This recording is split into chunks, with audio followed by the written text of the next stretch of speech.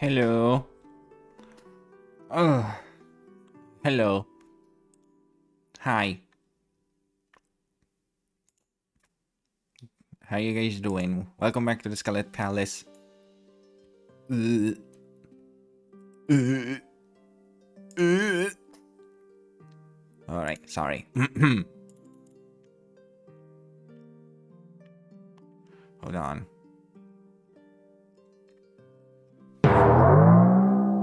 Hi. Oh, what's happening? What is this? Oh, hi. Oh, it's you. Hi, Sakura. Hi. Hi. Hi. How's everyone doing? Ow. My head is itchy. Hold on. We can't have that on the fashion night. Come on. Come on. We can't have this as fashion night. We can't have an itchy head. But anyways, yeah. Welcome back to the Scarlet Palace. Hope everybody is... Bleh.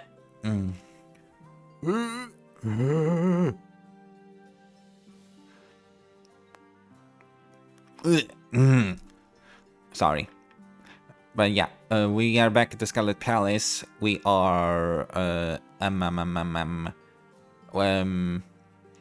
we are good, I think. For mostly. Yeah, I think, yeah, for the most part, I'm good. I'm just a little sleepy. Today was just very fucking busy at work. And I completely forgot the reason why I was so busy, because today is a holiday for Italy. Today's holiday. And so we worked even harder. Unfortunately, let me look at, let me show my face. Let me show my face. Let me show my handsome face. Oh, hold on, what is it? Okay, here we go. I forgot where I put my face. Hi. I'm already in my teacher outfit. I'm feeling good. The guns are still there. But yeah. So yeah, today is the day is the anniversary of when Italy was completely freed from the occupation of Germany. Like, so I completely forgot about it. Oh. Oh my god. That sound is going to... Oh, that sound is just going to haunt me now. I did this. I did this, so... Yeah, celebrating time. Yeah. And it needs a good reason. And apparently, unfortunately, I didn't know. And my mom says that some people actually think that we shouldn't celebrate it anymore. Not the boar worms. Where are the boar worms? Where? Where? Also, hi, Coron. Hi, bear. Hi, blue. I'm a blue. Hi, bear. A burr. A burr. But yeah, Sakura is... What? Also, hi. Saying hi. Thank you for the plushies. But yeah, apparently some people think we should not celebrate the liberation of Italy anymore from Nazi, because they're like, it's been enough, it's long enough. I think fucking not, because like, especially with the current situations, we need even more reasons to remember that we do not welcome Nazis. So, also, I have a very painful thing in my mouth. That's painful. That's painful. That's painful. So, no one celebrates. No one celebrates that. And yes, with the current stuff, it has to be prominent. Yeah, exactly, exactly. But yeah, I have something. I have like a swelling inside my cheek, and because it presses against my teeth, I scrape. Basically, my teeth scrape against this swelling every time I talk or eat, and it's very, very painful. I think it's scarred, but I don't know how else to fix it. Anyways, but yeah. Besides that, what happened? What else happened? Oh, oof. Yeah, it's not. It's unfortunate.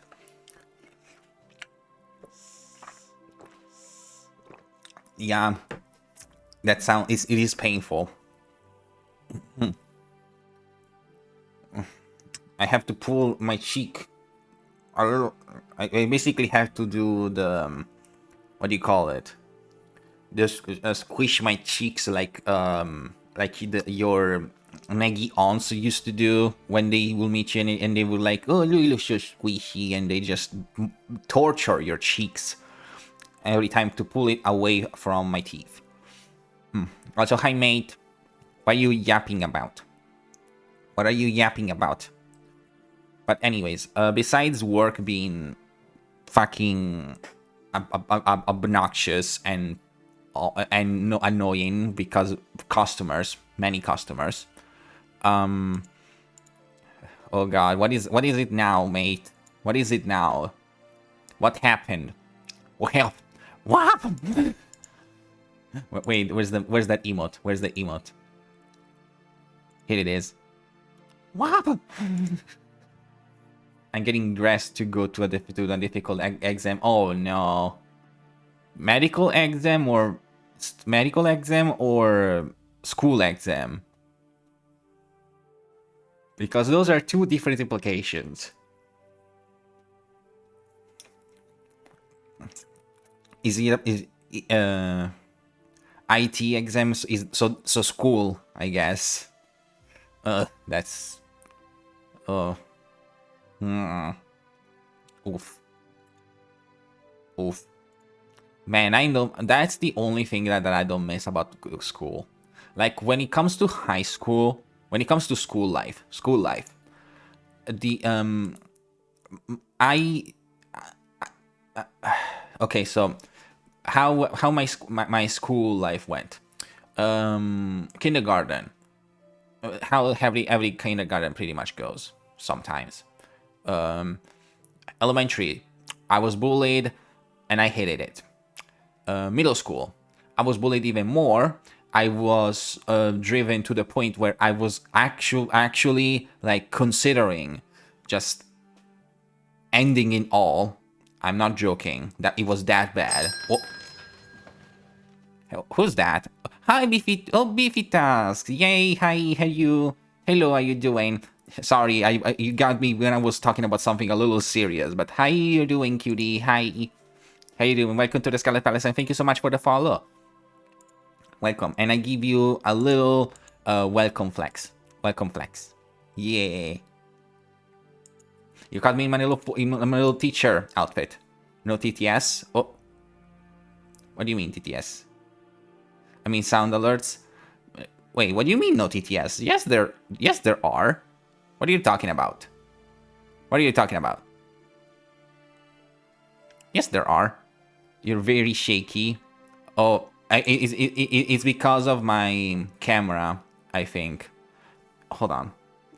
Yeah, it's my camera that is a little too sensitive. But also, like the moment that I grab the wait, you can't play the sounds, and I'm playing some Repo with buds. Ooh, I still have not played Repo with more than one person, and I think I need to try to get it playing. But I can't play the sounds. Oh, are you? Oh God, sorry. Ooh. Sorry, I'm all over the place. Sorry. But yeah, the moment I put my mouth in front of the not my mouth, English, my hand in front of the camera, it shakes terribly. And because I mix a lot of gestures with my hand when I talk. Because I'm Italian, it's part of my blood. It's part of my heritage. I can't help it sometimes. It's very fun. You should make a play together stream with Repo and friends. I want to. I just need to find people who want to play it with me, or people who will accept me while on the stream. That could also work. But anyways, what was I talking about? Oh, are you on your phone, mate? Is that why you can't play the sound alerts? Because I can play them easily. I can play them easily. So, for example, if we have this, what is it? What is it? Which one? This one, yes. This one. Look at me, please. Look at me. Look at me. Look at me. Look at me. Nope, they don't appear to me. That's weird. That's bizarre. That's bizarre. But I don't know how to explain that. I don't know how to explain that. Also, I decided that I'm going to work on a little thing for the sound alerts, because the what already we're starting already. We're starting already with this. Well, the heels have eyes. The heels have eyes. Unfortunately. I think I'm a little too low. Hold on. If I get higher a little bit. Okay, I think that should work for now. But yeah, unfortunately, I'm sorry. I'm staring at you with 6 eyes today. 6 eyes are staring at you guys. Living suit. Well, they're technically nipple pasties, but because my nipples are very covered, because I'm very demure, they just appear in front of the thing. What was I talking about? What was I talking about? Oh, yeah. Yeah, my school life. Middle school, awful. I don't want it. I don't need it. Nobody wants it. I want to skip middle school. But high school was the best period of my life. High school and college were the best periods of my life for a while. And I will take doing high school all over again over some other things that I had to suffer. So, anyways, but yeah, exams, tests, finals, I don't care for them. Those are the only things that I can do without living, high school and all that. Any school in general.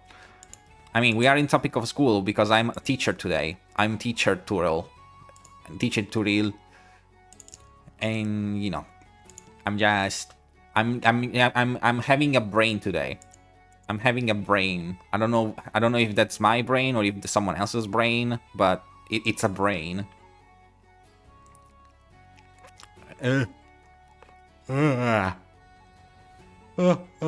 Sorry, give me a second. Oh my god. I'm way more EP than usual. But okay, so hold on.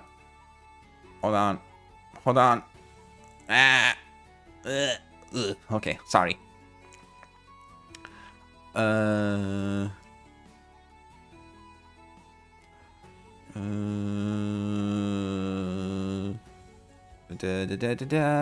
on.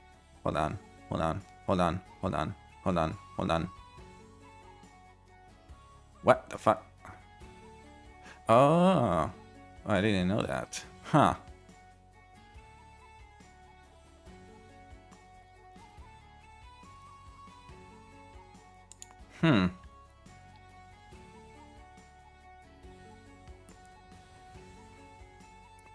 Hold on. Huh. Interesting. Okay, sorry. Sorry, I was getting distracted.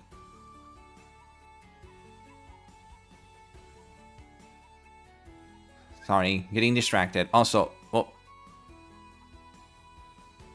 What the fuck? Oh. Oh. Oh.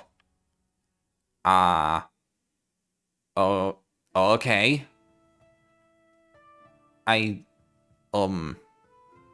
Okay, I didn't know that. I didn't know this information, and I don't know how to feel about knowing it at this point. Anyway, sorry. Getting back to the topics at hand, I think, what are we talking about? What are we talking about? Guys, help me. I'm confused. What were we talking about?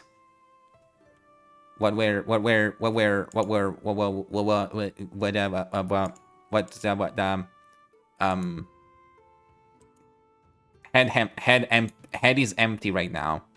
The head is empty right now. I don't know what. I don't.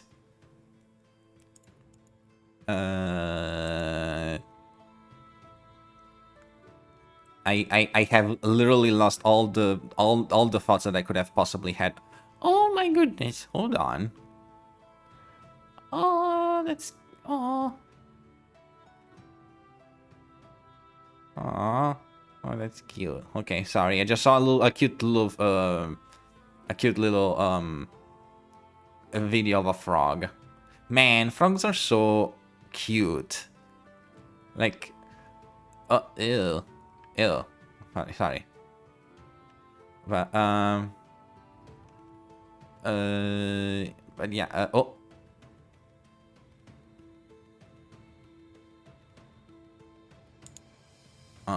Okay. Okay, sorry.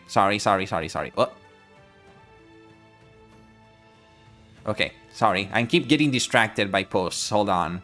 I keep getting distracted.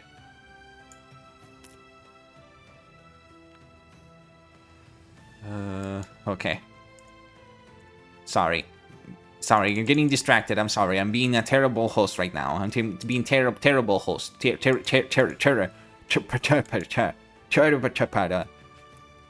Okay, sorry. Guys, help me. What are we talking about? I'm completely lost. I forgot what we were doing. Help me. Help me. Help me. Flames. On the side of my face. Yeah, flames on the side of my face. Okay. Oh yeah. So, what were we doing today? That's what we were doing. For the most part, we are just chatting. For the most part, this is a little bit of an experiment. This is a little bit of an experiment. I am not. I'm trying something a little bit new today, which is my little teaching stream. Because, okay, so here's the thing. Hold on. Oh, hold on. I am full of air today, apparently. Okay. Okay.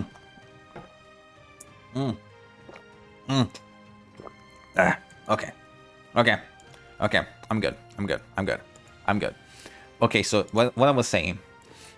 If you guys don't know, I have my high school degree is in fashion design and in fashion, costume design, and construction.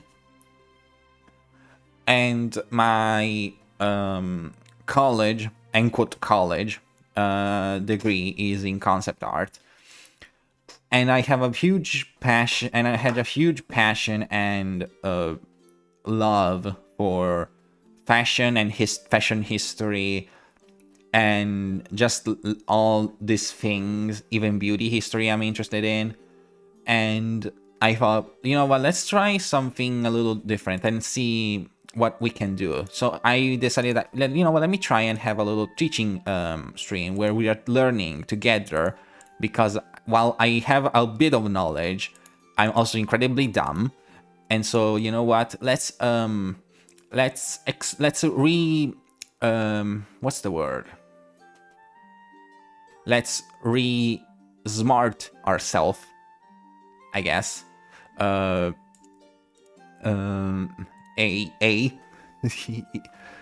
let's we have a degree in the same thing. Really? Do we now?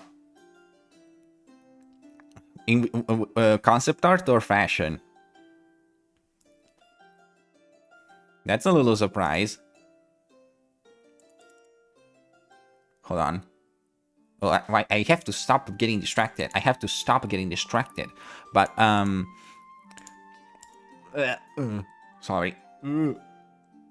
What is it with my eyes today? I don't know what is going on. Okay.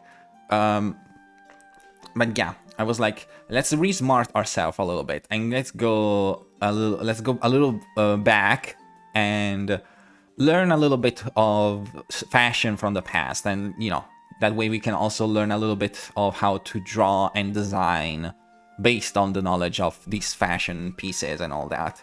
Oh, you have a degree in concept art too. Ah, interesting. Oh, that's true. You are an artist. You are an artist. Yeah.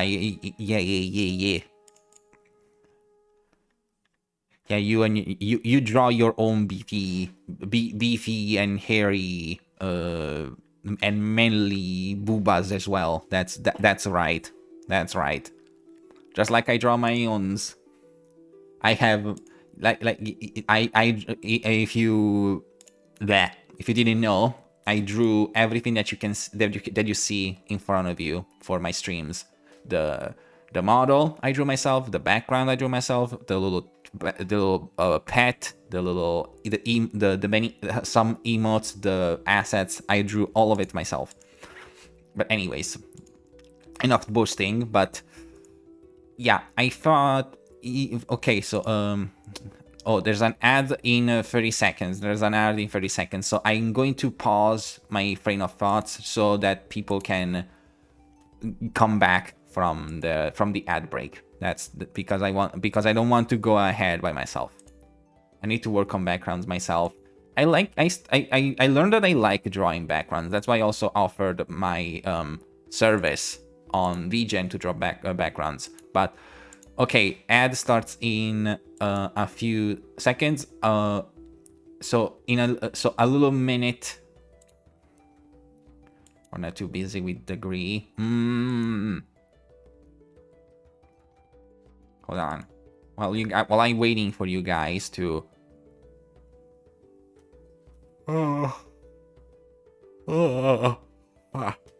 Okay, sorry.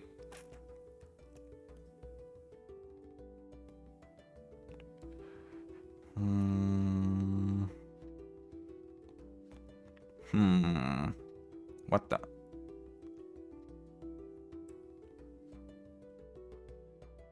Oh.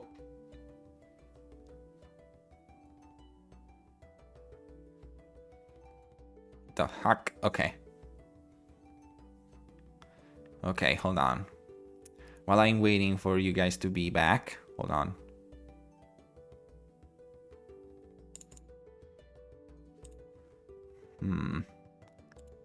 I never understand how ads work. But anyways.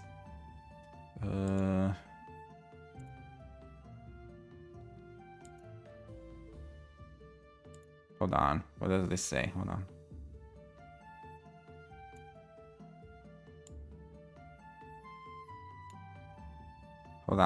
Hold on. There's stuff happening. Hold on. 1 minute.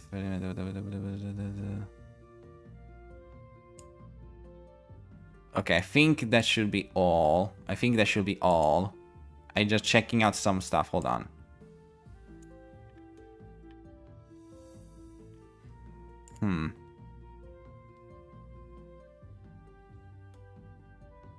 Dicks! Ow.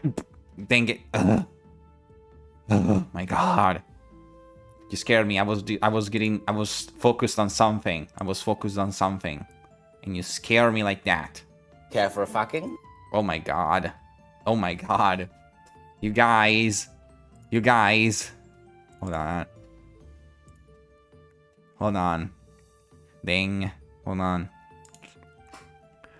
on. We are getting back to the task at hand in a little bit. I'm just checking something. Give me a second.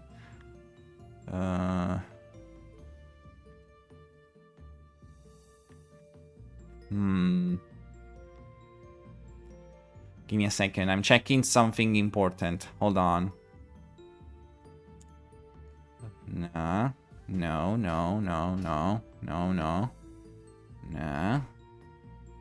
Huh.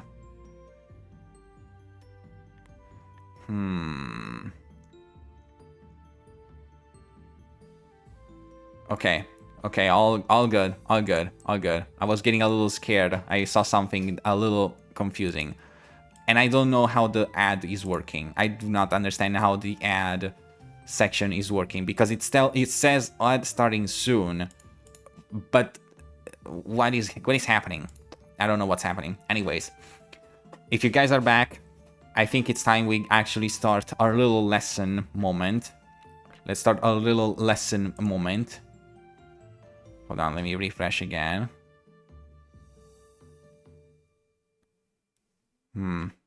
That's a little, that's odd.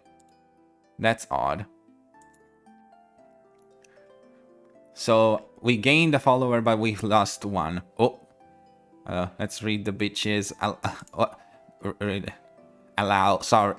Oh, I thought I allowed the word. Let's read the bitches. Oh,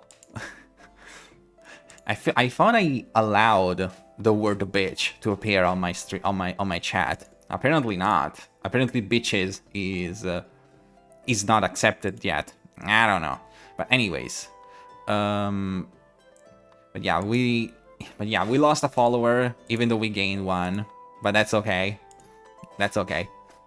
Anyways, what were we talking about? Oh yeah, fashion history. So what are we talking about today?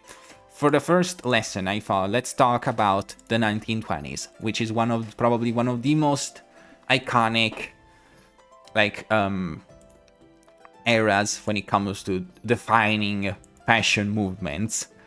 And let's get a little in depth on, because of course I think when people think of 1920s, they automatically think of the flappers.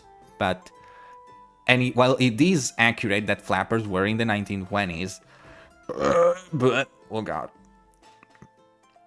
it was not just the flappers, and also what we think of the flappers right now is not even accurate. Like the idea of flappers that we have today is actually not that accurate. Hold on. Okay, here we go. So like, okay, so first of all, I pulled up some articles from a few articles from like sources like Vogue and other pages that talk about specifically fashion, the items of fashion. Or hold on, I think for the 1920s, let's see if they have music. Hold on.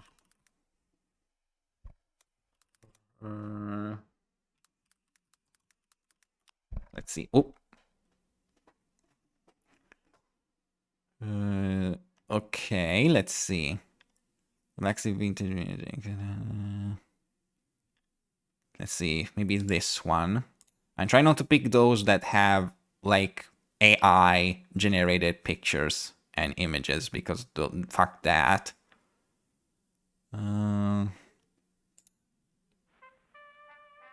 Okay, yeah. Yeah, let's go with this one. Let's go with this one. It's accurate. Okay, so let me switch screen real quick. Also, I thought it would be fun. Hold on. Ugh. Ow. What on earth is that? Tiramisu. But yeah, we are also drawing something. Sakura told me to do so. That's okay. That's okay. But yeah, let's switch screen real quick. So, the 1920s. Slender. I said not. Okay, so also a little. Hold on. Oh, I forgot to give you the honey, Digo. You were without the honey for a while. I'm sorry. So, first thing, this article from Medium that talks about the specific icons and designers from the 1920s, which we're going to talk about. But first of all, let's look about Vogue, which is probably one. Oh, hold on. Okay. I was threatened to do so. Never. Me threatened never. You guys are so cute. You guys are so cute. But yeah. So, because Vogue, believe it or not, Vogue is actually... is actually... very old. Very old. So do you... Wow. Me cute never. But yeah, Vogue has been in business for a while now. Like I think prior to the turn of the 20th century, actually. And there's actually I think way earlier too, because I also pulled up among the pages the catalog, the full Vogue catalog, where they have the issue, the saved every issue for every year. We got the 80s, and if we go all the way back, 1890s. We got the 1890s and the little bit dress for the people who are don't know the little black dress by Coco Chanel, exactly. Yeah, the little black dress, which we are going to talk about. But yeah, this is so fascinating because and if we go back, like the earliest year we have 1989, like 1892. Look at how the covers for Vogue used to look like. Ow. We're going to talk about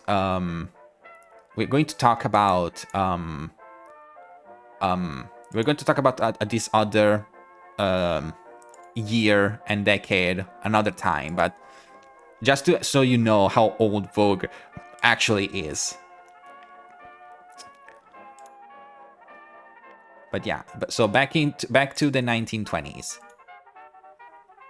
Let's go to these are for the first year of for like literally 1920, how the covers for Vogue used to look like. Ow. Oh, hello, Pyrocat. Hi. How you doing? Hi. Hello. Welcome to the Scarlet Palace. How you doing? We are just starting our little history lesson about 1920s fashion. And I give you a little welcome flex. Thank you for the follow. Thank you so much for the follow and welcome to the Scarlet Palace officially. And yeah, so I don't know if do you guys want to look at the pages of these Vogue magazines?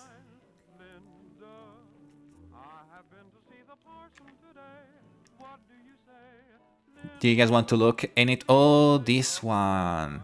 I remember this terrible silhouette. Oh, I remember seeing a video about this very awkward silhouette. Actually, let me look at what they had. Viewful issue. Huh.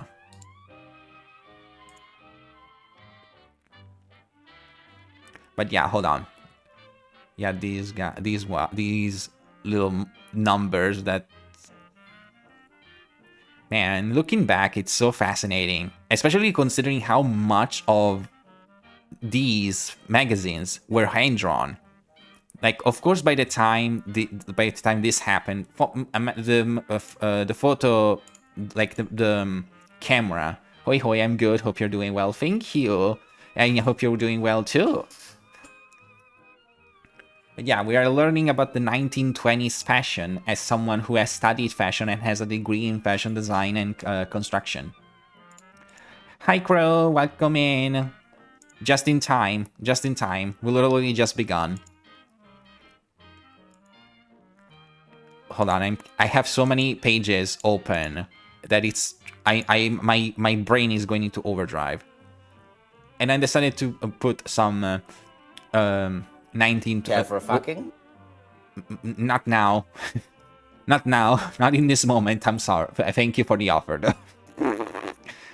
Oh, God. But yeah, these are all old Vogue issues. And the more ahead we go, the more we see that in the covers, the more stereotypical. I am a woman of my own destiny. What? Oh my god! Thank you so much, Pyro. Thank you so much for the sub. I appreciate you. I give you a little kiss, and I give you another flex, and I give you also a hug. Come here, squeeze you. I squeeze you, and I hug you. Thank you so much for the sub. What? Hold on. Ah. Thank you so much, man. Oh, damn. We are at 10 subs. 10 subs. That's wild. That's wild to me. Ow, hold on. My mouth is... Ow. That thing is happening again. Ow. Okay. What the fuck? Pyro, what the fuck?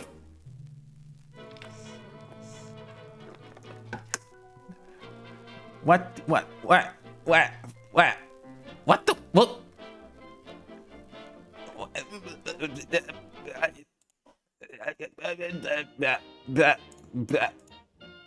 Thank you so much for the 10 gifted subs. Jesus. We...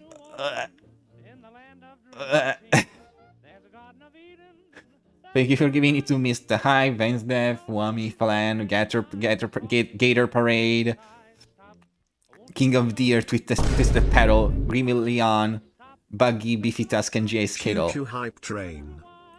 We are the hype train, what the fuck? What is that? What? 1, 2, 3, 4, 5. 500 bits? What? Guys? What's happening? What is going on? This is a level 4 hype train. What the fuck? Thank you so much. Why? My god. Payday. Well, yeah, but yeah, thank you so much for the hype train, guys. Get appreciated. Thank you. I appreciate you. Damn, I was not expecting to have a hype train on this stream. Damn, I think this is my the only like second hype train that I had. The first one was like level 1. It was not. It was I think I started that for the first hype train that I had on my stream just because I gifted a few subs. But like, this is so much. Thank you so much. Thank you. Hold on, I still have the shocked face because I'm still in shock. But thank you from the bottom of my heart, of my beefy, muscular heart. But thank you so much, and I give you another kiss. Mwah. In the words of a evil cultist, get supported nerd, cavalje cabhal supported nerd, cavalje cabhal supported nerd. Thank you, Crow. Thank you. Oh, but yeah, thank you guys so much for the support. I am blown away. Thank you. And I am forgetting what we were talking about. Do we have to talk about fashion now? Do we have to talk about fashion after I received the fucking hype train? The fuck? Hold on, I need drink. I need the drink.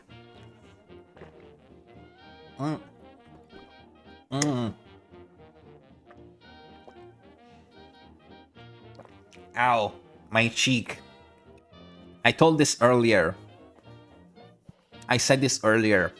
I have a little swelling inside the... What the... What the fuck? What the fuck? Sakura, what the fuck? How dare you? How dare you?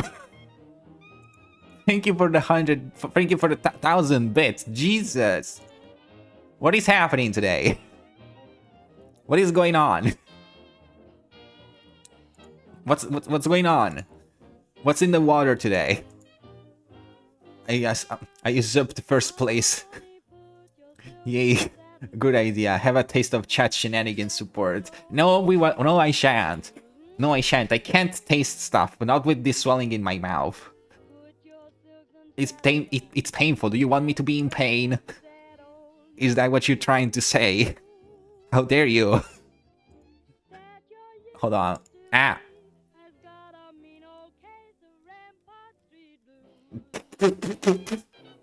Okay, sorry. My must. What? Hey, language. Language. Oh my god, I'm burping. The mix. Guys, what the fuck? Guys, no. Stop it. Stop it. Stop it. Stop it.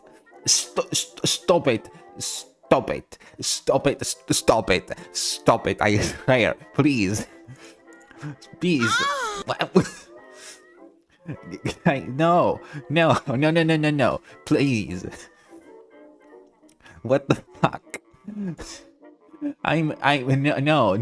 The hype train is over. The hype train is over. Come on, please. Please. No. Crow, what the fuck? Mine is first place. Crow, what the fuck? No. No. Stop it, guys. Stop.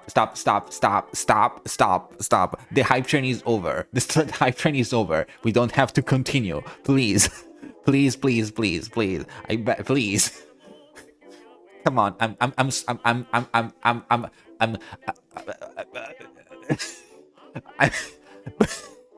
I can't speak.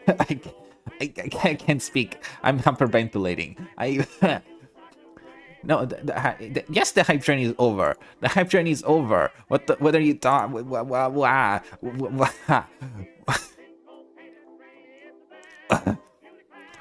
Hold on. I'm hyperventilating. I'm getting hot. I can't keep drinking because I will just get more air in my stomach and then just burp more. Please. Oh my god. No.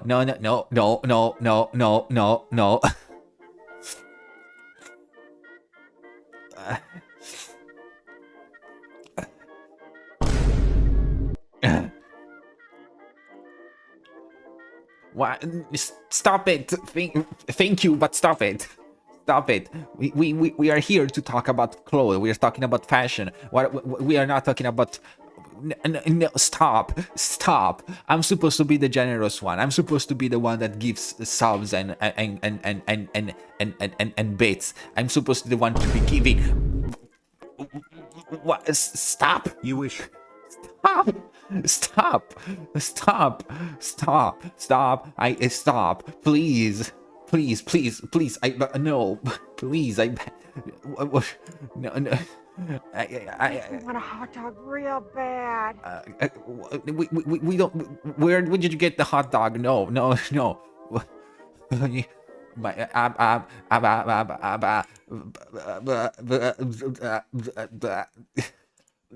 I can't speak. I can't speak. I can't speak. When I'm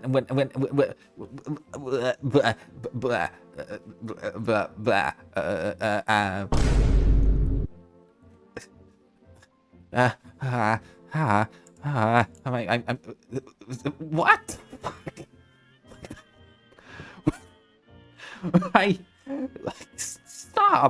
Stop it. After the half journey is over, it will not restart for another hour. Stop it, please.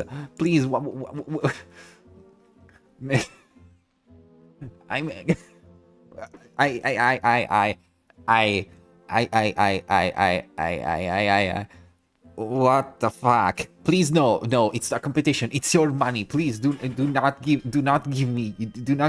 I don't need that. You guys need that money. Do not spend it on my silly ass. Please. You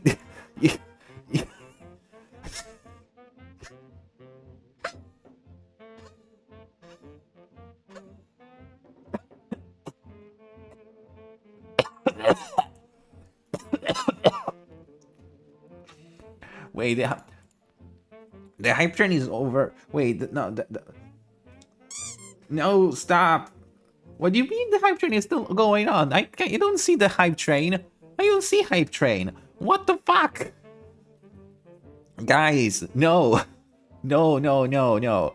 No, no, no, no, no. What the fuck? 10 sec.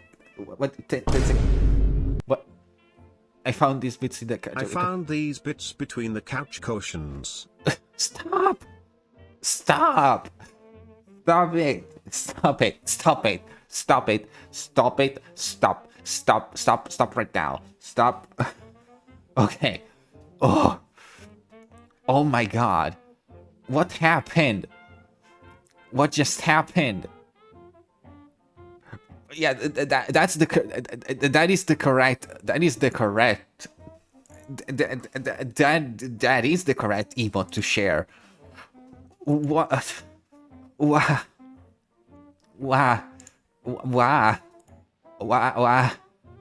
just happened? What the fuck just happened? A level 5 hype train. A fucking level 5 hype train. That was not supposed to happen today. That was not supposed to happen. That was not planned. That was not part of the plan. I was just supposed to be here talking about clothes and fashion and the ages and in history. And I'm here like literally 1 hour in the stream, and we can't. I didn't get anywhere. I didn't get anywhere. I didn't get anywhere with my points. What the actual fuck? I mean, I'm not trying to be ungrateful. I'm forever grateful, and I appreciate you, and I love you guys. But what the actual fuck? And yet, hell, there's a fucking ad starting in just a few seconds. Thank you guys, thank you. But fucking Christ.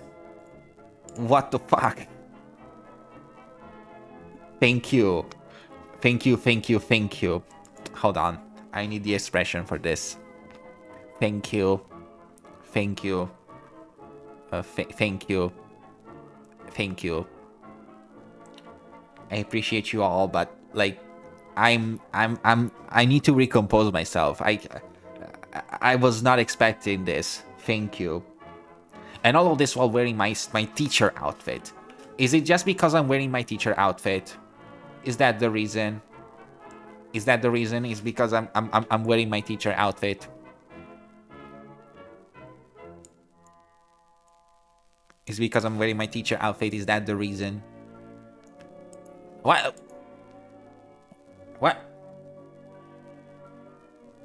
Who took my pants off? Who took my pants off? Hey! Go on! What the fuck? Stop! Stop it! Stop it! Oh my god! Stop!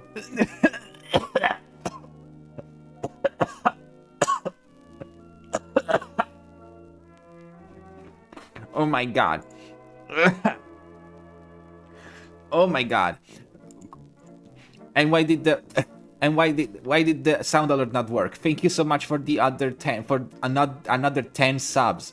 Jesus Christ, Midnight. Jesus Christ, Pyro. Jesus, it's a natural waste. Yeah. Yeah, I have a waist. Yes. But this was not planned, by the way. The stream was supposed to get rid of all my clothes, but because we broke the bot. Yeah, we broke the bot. The sound alerts do not work anymore. Jesus.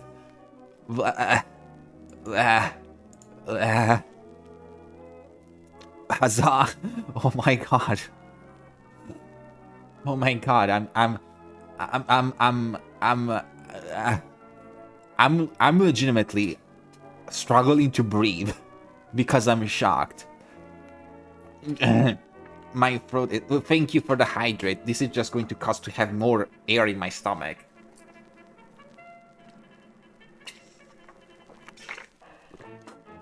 It's been an hour. It's been a fucking hour since I started the stream, and we haven't got anywhere with this, with the talking. Also, hold on. I think I should hold on. I need to get back here. I don't want Twitch to you know, cancel the packages and all that. But anyways, thank you for the stretch as well. I need the stretch actually because I've been hunched over because I was so shocked. My throat hurts. My throat hurts.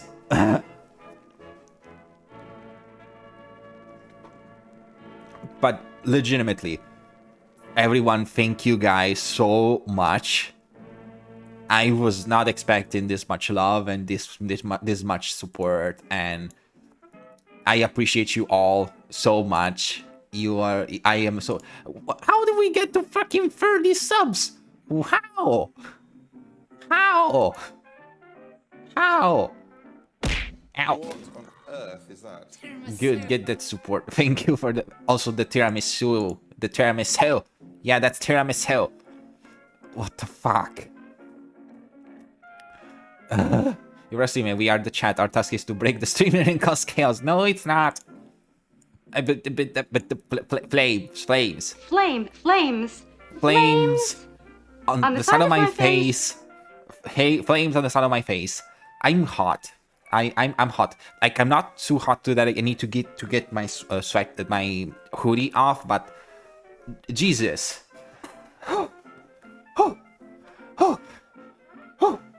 Okay, hold on. I need to fan myself a little bit. I'm sweating. But thank you guys so much for the support. I'm mind blown. Mind has been blown.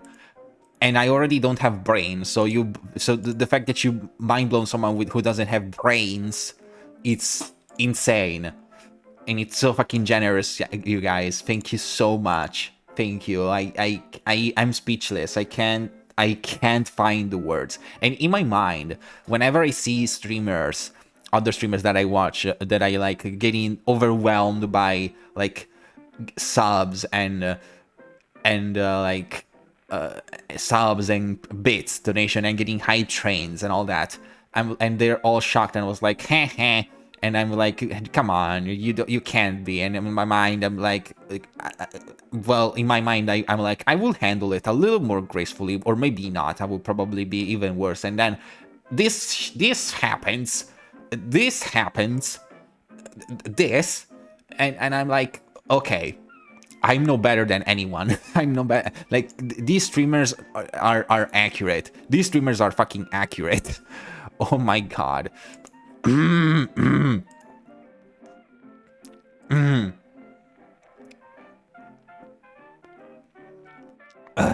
a moment, I even forgot that I have a swelling in my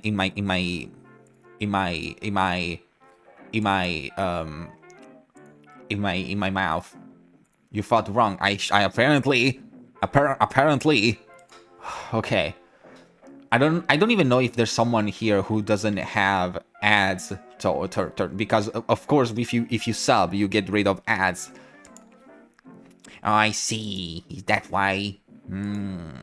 Is that why you did this? To get rid of ads? I'm kidding, of course, I'm kidding. I love you guys. Thank you so much for literally the growth that the Scarlet Palace has had in such short time is insane to me. Ow! What did you throw? What was that? Who did that? Was it you, Crow? Again? What did you throw at time? Anyways. Okay. Okay. Can we go back to the topic? Can we go back to the task at hand? What is that emote? Not this time. What? Sakura? What? Give me a minute. What? My throat.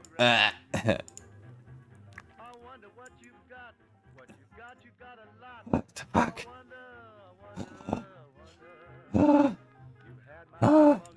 Okay. Okay. Ow. The plushies happened.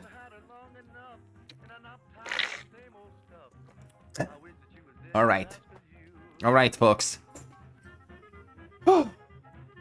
You missed. What did I miss? Oh, the thing missed. The thing that threw. Oh, that was okay. That was you. Okay. That was you. Okay. But okay. Can we go back to the topic now? Can we go back to the topic? What are you hype coin? What the fuck? Okay. But yeah, that's insane. Like I was not expecting this. But man, this just makes me so fucking happy. This just makes me so happy. Not the Giga Chat, not the Giga Chat. Do I need to make a Giga, like a Giga Chat emote for me? Do you guys want that? Would you guys like me as a Giga Chad or something? Am I already Giga Chad built or something? Do I have my pants back? Yes, I have my pants back. I have my pants back. Thank you for giving back my pants, Koron. No, you're a cute fashion orc. Am I cute? I'm apparently cute. Am I cute? Apparently I'm cute. Is this cute? Is this cute? Is this cute? Hold on. Hold on. Is this cute? Cute and handsome, yes, very.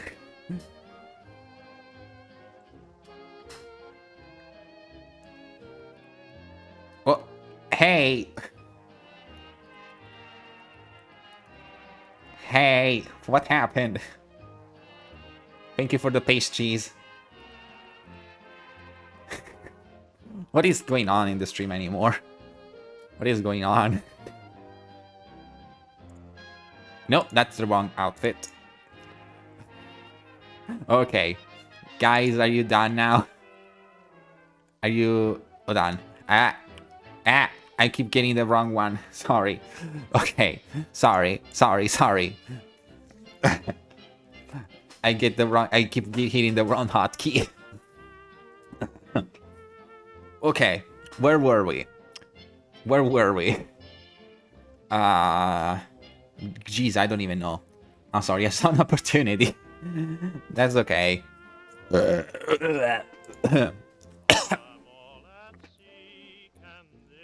Now you return to the regular programming.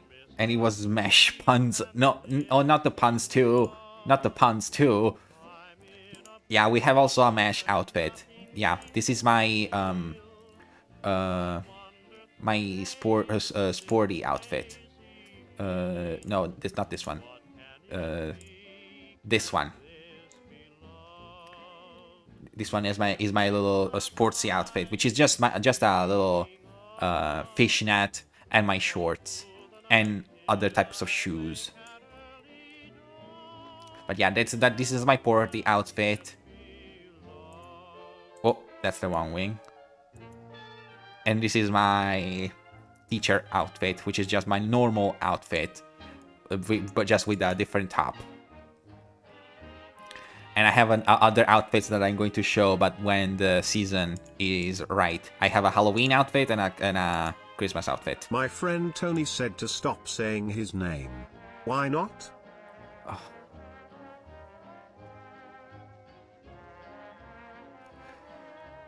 Oh my god. So first you threw me money and then you tortured me with puns now. Is that's how it is. That's how it is apparently. Okay, can we go back to talk about fashion? Can we go back to talk about fashion? Can we? Am I allowed? Chat, chat. Can we please go back to talk about fashion? Oh,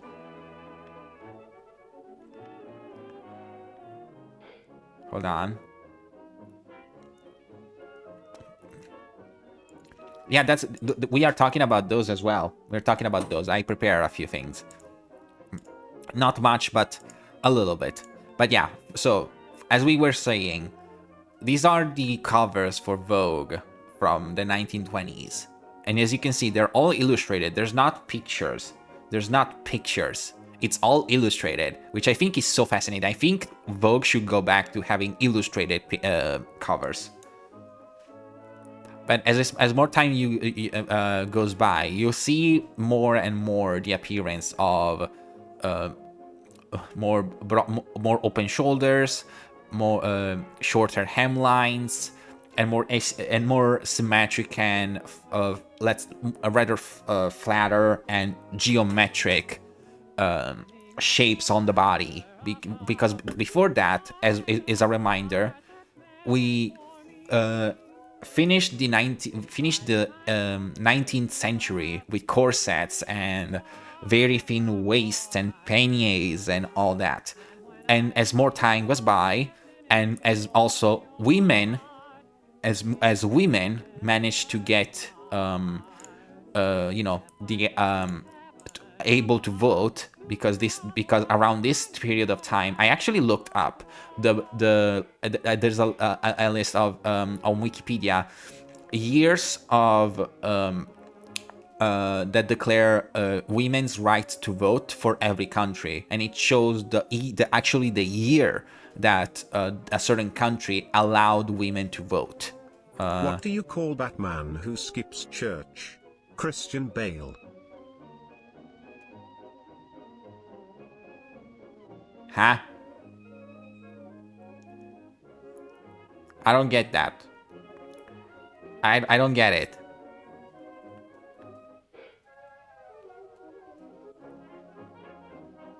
I don't get it. I don't get the pun. Please explain. Please explain. But anyways, hold on, where's the page? But yeah, you know what the... Hold on. Actually, let me look it up right now. Hold on. Hold on. Woman votes.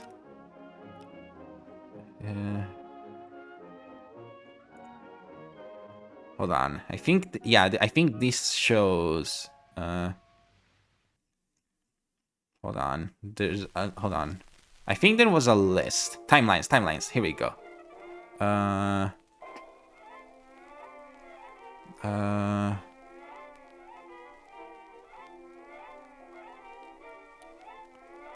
Hold on. When women... the right to vote. Hold on.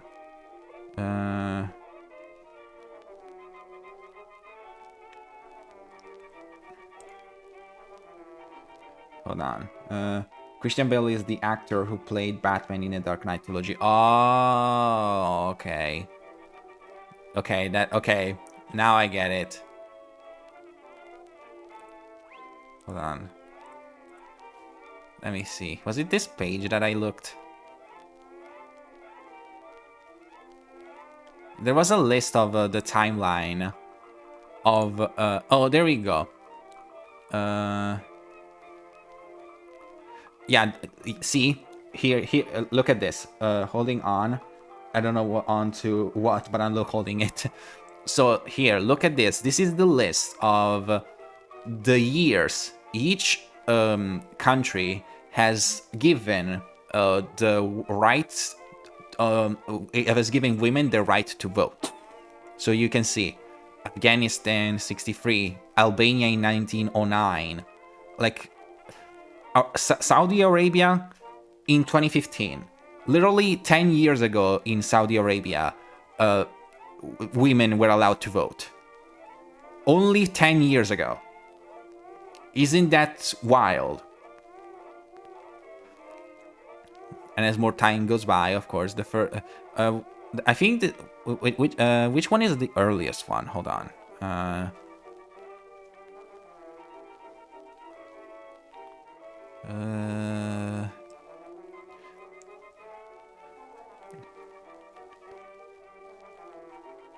Yeah, that is.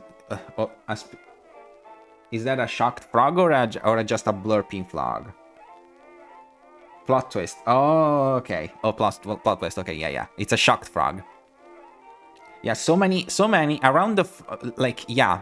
For the most part, on some countries allowed women to vote only around the 40s, the 40s. Then there's of course the Arabian countries that allowed them much further. And then we have countries like New Zealand who allowed women to vote in 1893. So even before the turn of the 20th century. Hell, the Pitcairn Islands, 1838. Like, this is wild to me to see how the many years and differences that took so many countries to just allow women to vote. It's wild. And the fact that Saudi Arabia is the one that is the most recent is just insane. Hold on. Actually, just out of education purposes, hold on. Countries that don't allow women to vote. Countries where women cannot vote, 2025. Let me see. Oh, okay. So it's only 2 countries. Oh, let's talk about Coco Chanel Escaparelli. Sorry about that. Oh, sorry. Oh, it was a mistake. Okay, it was a mistake. So sorry. Okay, so to this day. Oh, right. Okay. So here's the thing.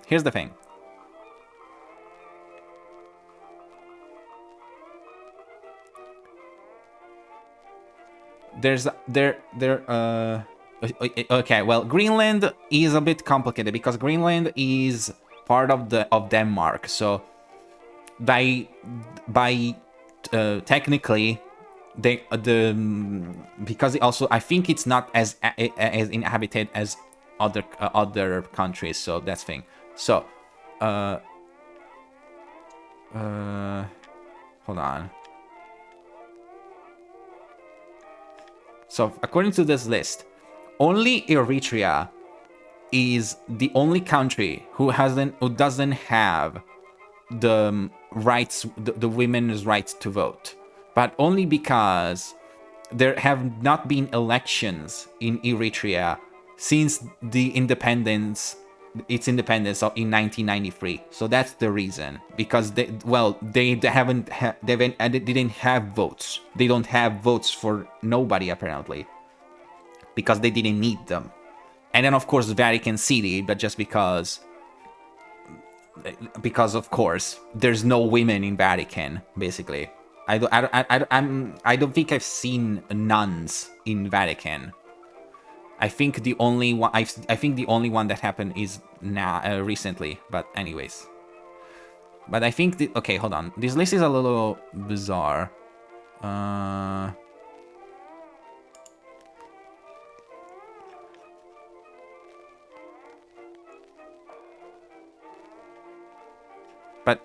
But hold on.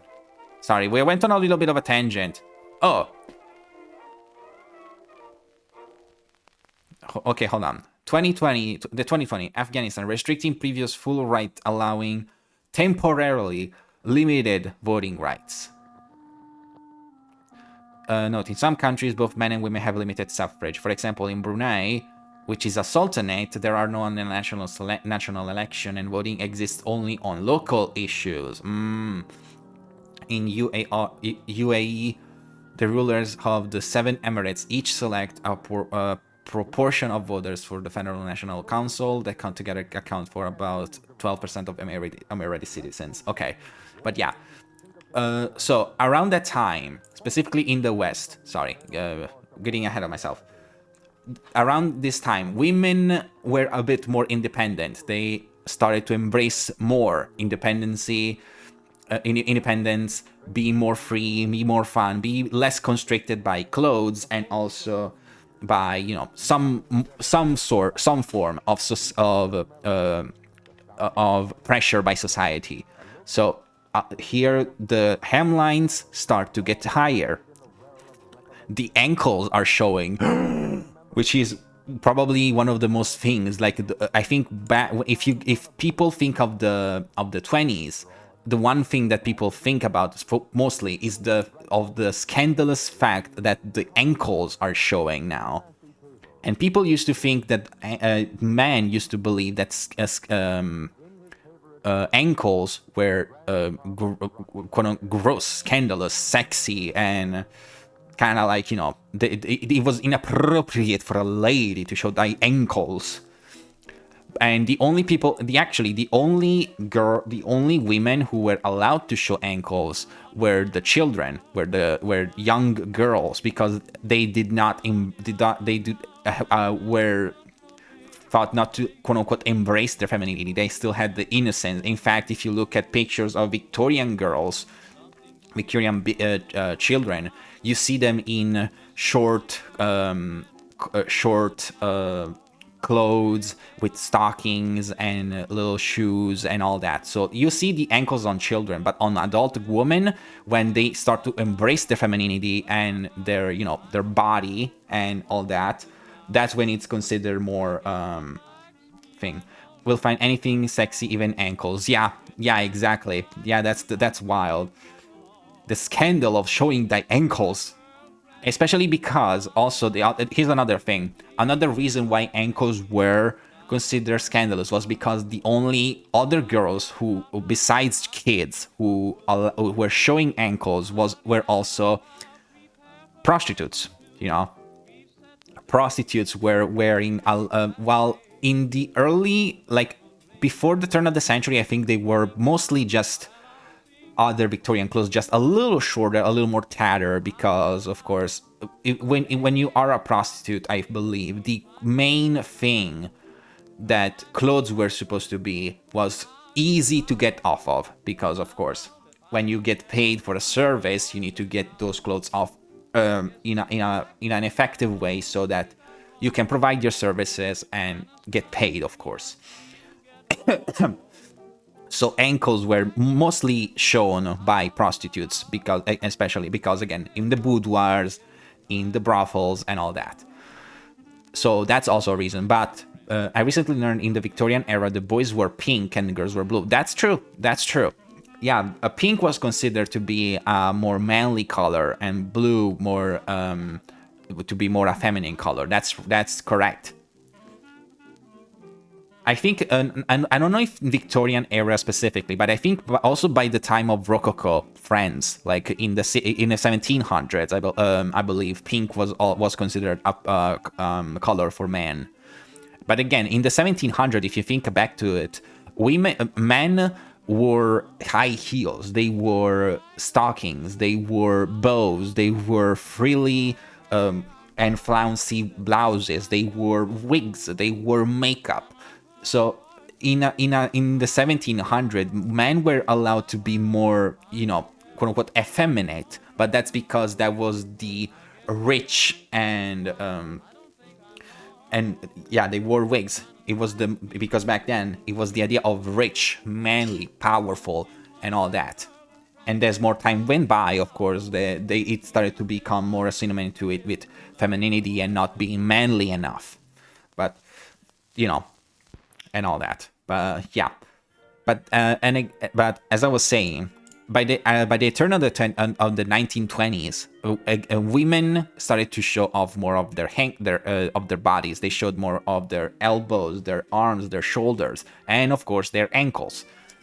And the dresses are less form-fitting and more loose and free and more, not what's the word? Straight. They're more straight. They don't hug the body. They don't uh, cinch the body. They don't make your body look like an S or an hourglass. Mostly, they make you more look like a rectangle.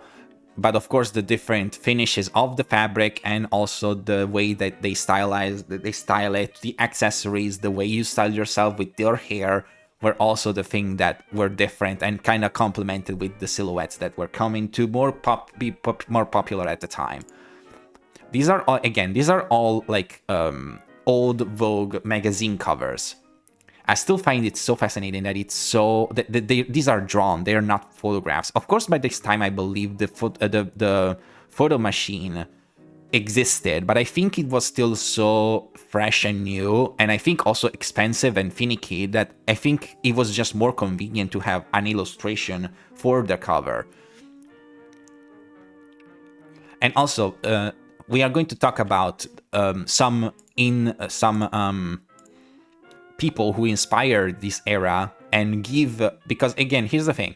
Fashion magazines are not meant to... Did it have anything to do with the fact women wore worker clothes during World War One? Possibly. Well, with the advent of World War One, of course, supplies were in demand, clothings were a little more, thing. I also learned that shirt lengths followed the economy. Less longer shirts, less longer skirt. Less longer skirt, more money, shorter skirt. I think so too. But it also depends. But also the concept of I don't know if it was like this back then. But nowadays, fashion magazines are not are showing modern fashion, but they also meant to be a trailblazer for future fashion. They're meant to show you what is going to be popular, what is coming up, what you're supposed to buy, what you're supposed to save your money for in the future. That's what the fashion magazine were used to, not just to show products and for you to buy stuff from the catalog if you wanted to, but also to kind of give you a look into the future and to what is going to become popular, because they decide what is going to be popular, basically. Also, in the 20s is also when there's a bit of I guess colonization, because there's a lot of influences in the 20s by Asian and also Arabic culture, which we are going to look at when we look at a specific designer. Like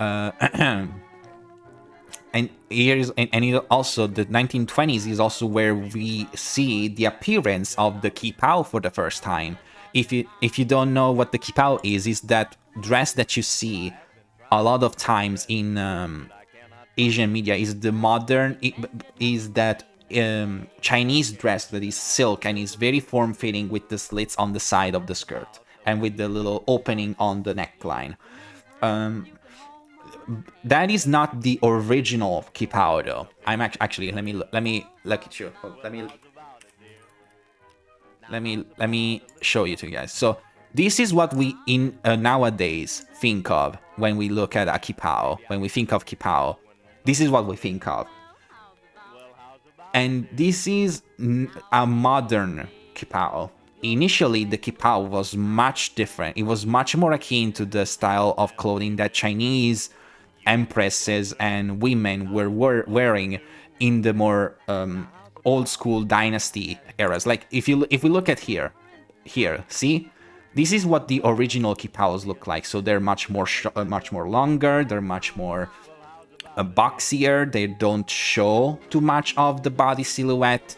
They're very also they're ornated with this like headpieces. So this is what the original kipao looked like. Or so the modern kipao that we see in medias are again the westernization of the kipao. That is interesting to think about. So like when we thought, oh yeah, I'm going to I'm going to make a Chinese character, I'm just going to give her kipao as like my standard choice. That is technically, while yes, it is a Chinese garment, it is not the quintessential Chinese garment. It's just the more popular one that has been made popular by Western culture. That's the more accurate way of describing the kipao, basically. And again, I am saying this as someone who has made research and all that, and but I am not of Chinese descendants. I am not. I did not grow up in China. I did not live in China. So I'm just expressing the culture. And if there's someone who has Chinese ancestry or is Chinese in the chat, or if people might watch this live stream in the future and want to, say something to me, I am more than willing to be educated on things if I said something wrong. We got it. Yeah.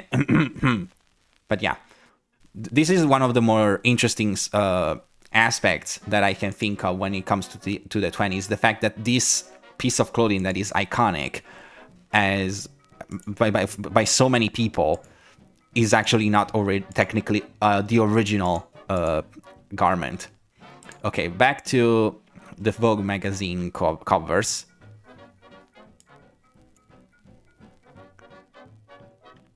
See how also the covers are starting to become more colorful, more abstract, more editorial.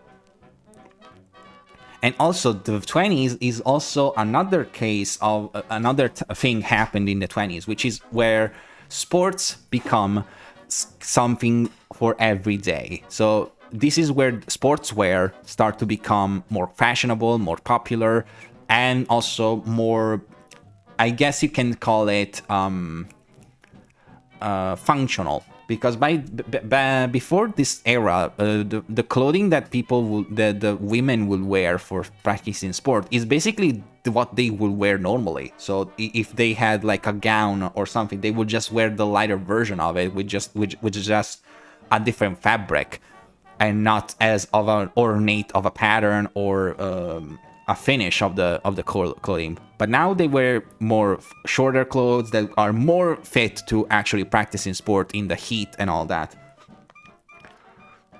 And then we are going to actually look at a designer that was kind of like not a pioneer, but one of the more well-known designer that actually helped popularizing the sportswear craze.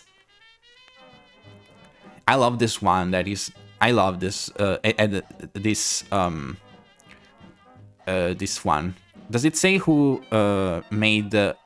Does it say who made the illustration for this? Oh yeah, and also here's another thing. As you can see, in Vogue, it's not just about fashion and products and thing. It's also about jobs and things that you can do at your home, things that you can do for your face, like in makeup. Thank you for the stretch and thank you for the hydrate.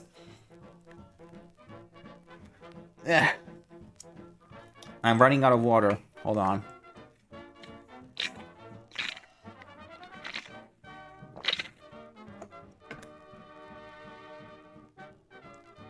Okay. But yeah, see? Discover this way to remove a cold cream. See, like for example, see a Kleenex advertisement, a Kleenex advertisement.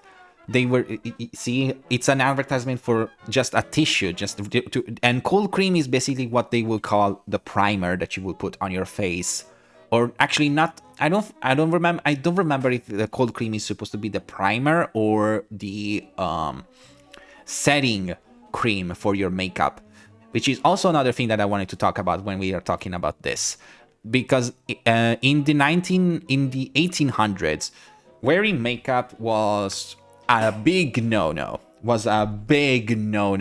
Because the only women who were allowed to wear makeup or who wore makeup at the time were actresses and prostitutes. Again with the prostitutes.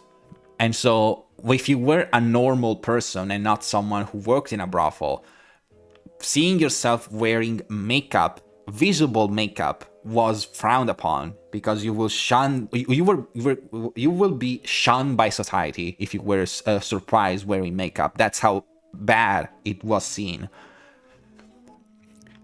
And in fact, the only things that they would wear in the 1800s went on their face to things. Basically just some toners, which was the thing. But you were basically asked to not, basically to look natural, or if you were to wear makeup, you wanted to make it look unclockable. So you wanted to make it look like you didn't actually put on makeup. So you didn't want to make yourself look like you were trying to trick anyone. That's also the trick. Like, it's so insane to me to think about it. Like, but yeah, if you wanted to just, for example, your eyebrows, if you wanted to basically do your eyebrows or paint your eyebrows on, the way that you would do it, instead of having like a pencil or like a thing, you will burn a piece of cloth and use that as a pencil. Or eyeshadow. They didn't have technically eyeshadow. If we think back to the 1800s, we have the figure of the Gibson girl, for example, which is this. Hold on. Open the wrong window. Dang it.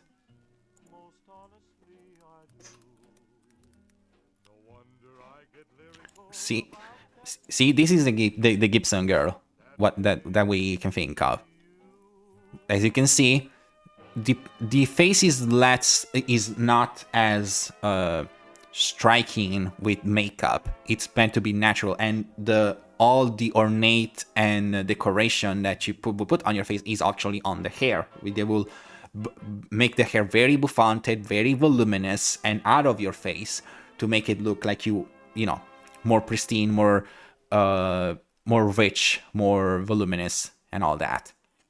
But yeah, even in the illustrations, again, it's an illustration, but there's no makeup. There is literally no makeup. The lips may be a little tinted, but that's literally it. Because again, they didn't have lipstick back then, I believe. They would use another thing, but I don't remember what it was. But it will not just be left on the lips. You will actually blot it out with like a napkin or something. But in the 1920s, that is where makeup becomes more acceptable, and people and women experiment more. And also, because it's 1920s, that is where the movie industry starts to boom. And that's when we see the famous and beloved and iconic. Hold on, let me pull this up. Hold on. The iconic movie stars of the silent movie industry. Hold on, let me see. Slideshow. Yes, slideshow. There we go. Manual. Okay.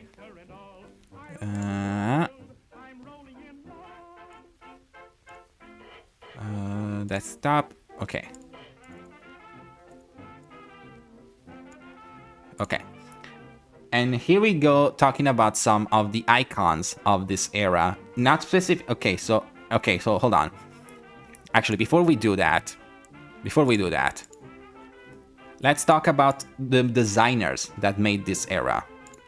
So, for example, we talked about the main person who probably defined this era is none other than Gabrielle Coco Chanel, who is a bit of a problematic person that we need to talk about. But she is, you see Chanel everywhere. In fact, if you look at boutiques, stores, anywhere, in things, she has probably one of the more famous perfumes in the whole world, and she has one of the most iconic dresses of all time, the little black dress, which is, hold on, let me look this up. Little black dress. Chanel. Original. See?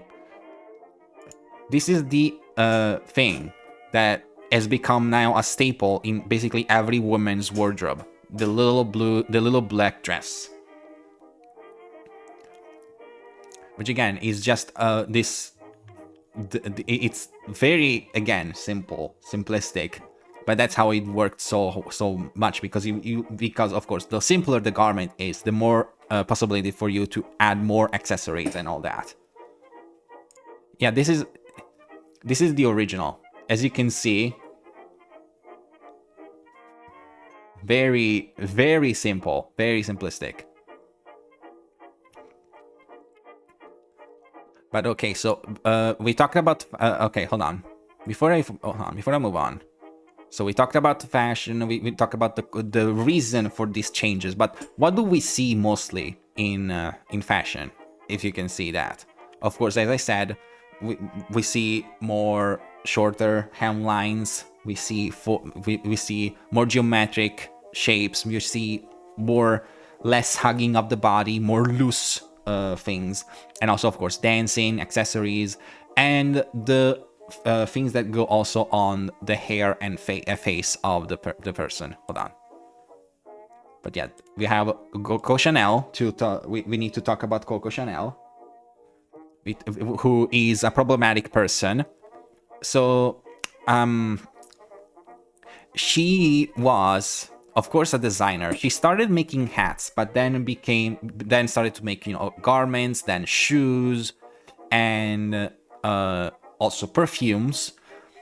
She I'm trying to beat around the bush, but I think I just have to say it. She was a Nazi. She was a Nazi. She was apparently a spy for Adolf. Which is yeah.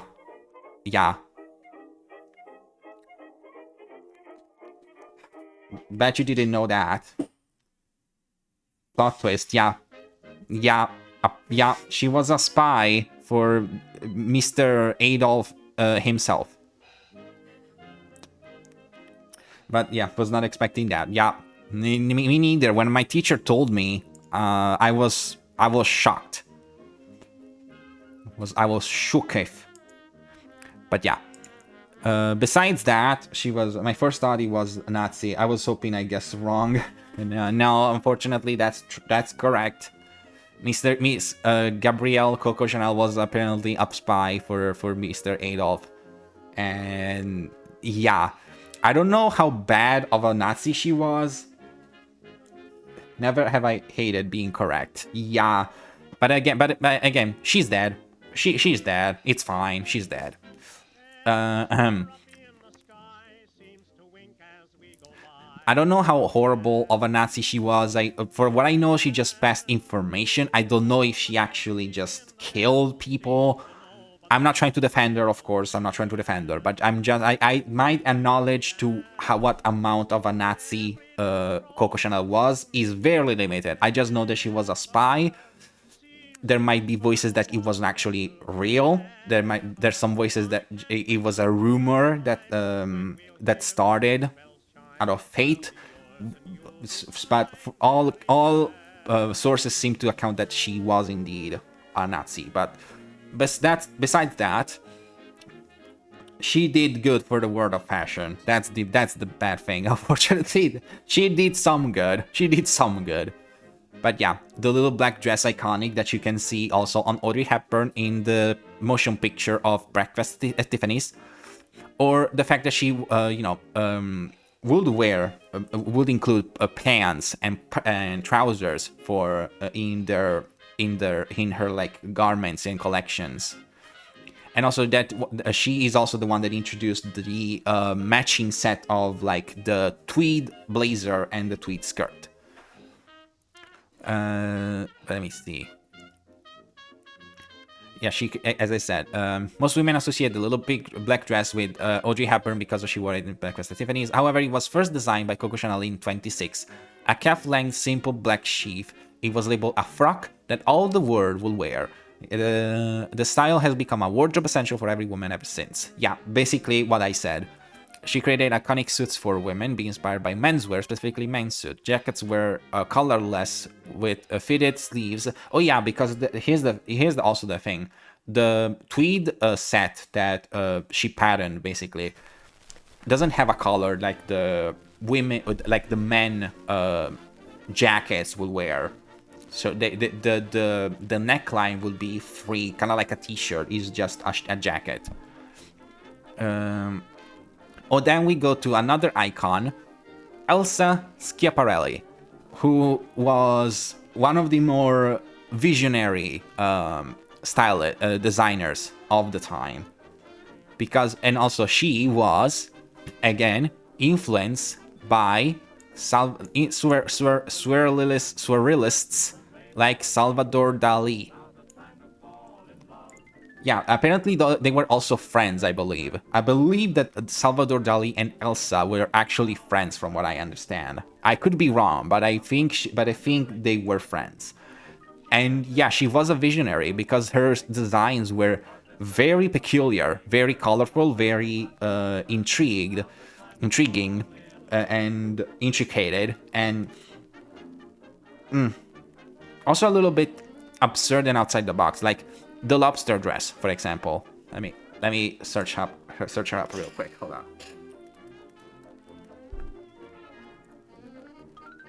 Like, see? For example, this little shawl with the giant jewel of a bug, or this lobster dress, or this hand fascinator, or this heavily pleated shawl, or once again these giant gathered balloon sleeves, or these or these hats, or this the pink which was apparently was the the what dress, the lobster dress. This one, see, it's a dress with a lobster on.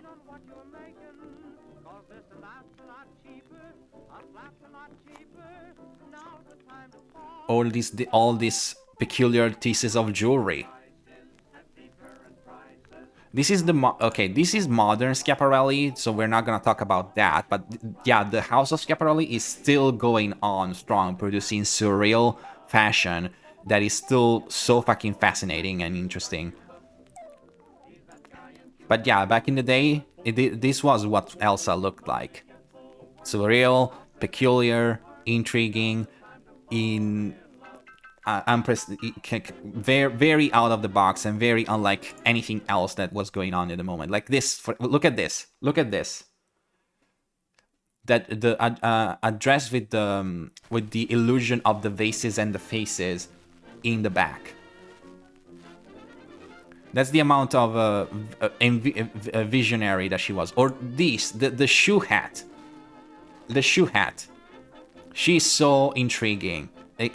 She's probably one of my favorites to actually look up the designs of, because it is so peculiar. Or again, this dress with dresses on it.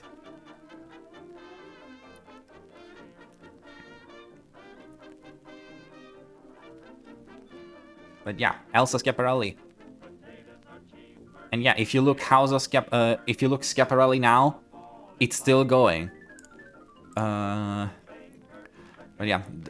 Also, the designer famous fashion styles include the wrap dress, inspired by aprons. The design of the wrap dress was made to flatter the female silhouette, originally conceived as women's beachwear. I thought it was gonna be a dress to make look one like a lobster, or one that had a live lobster. That was what I was thinking when I heard lobster dress. Oh, not that outside of the box.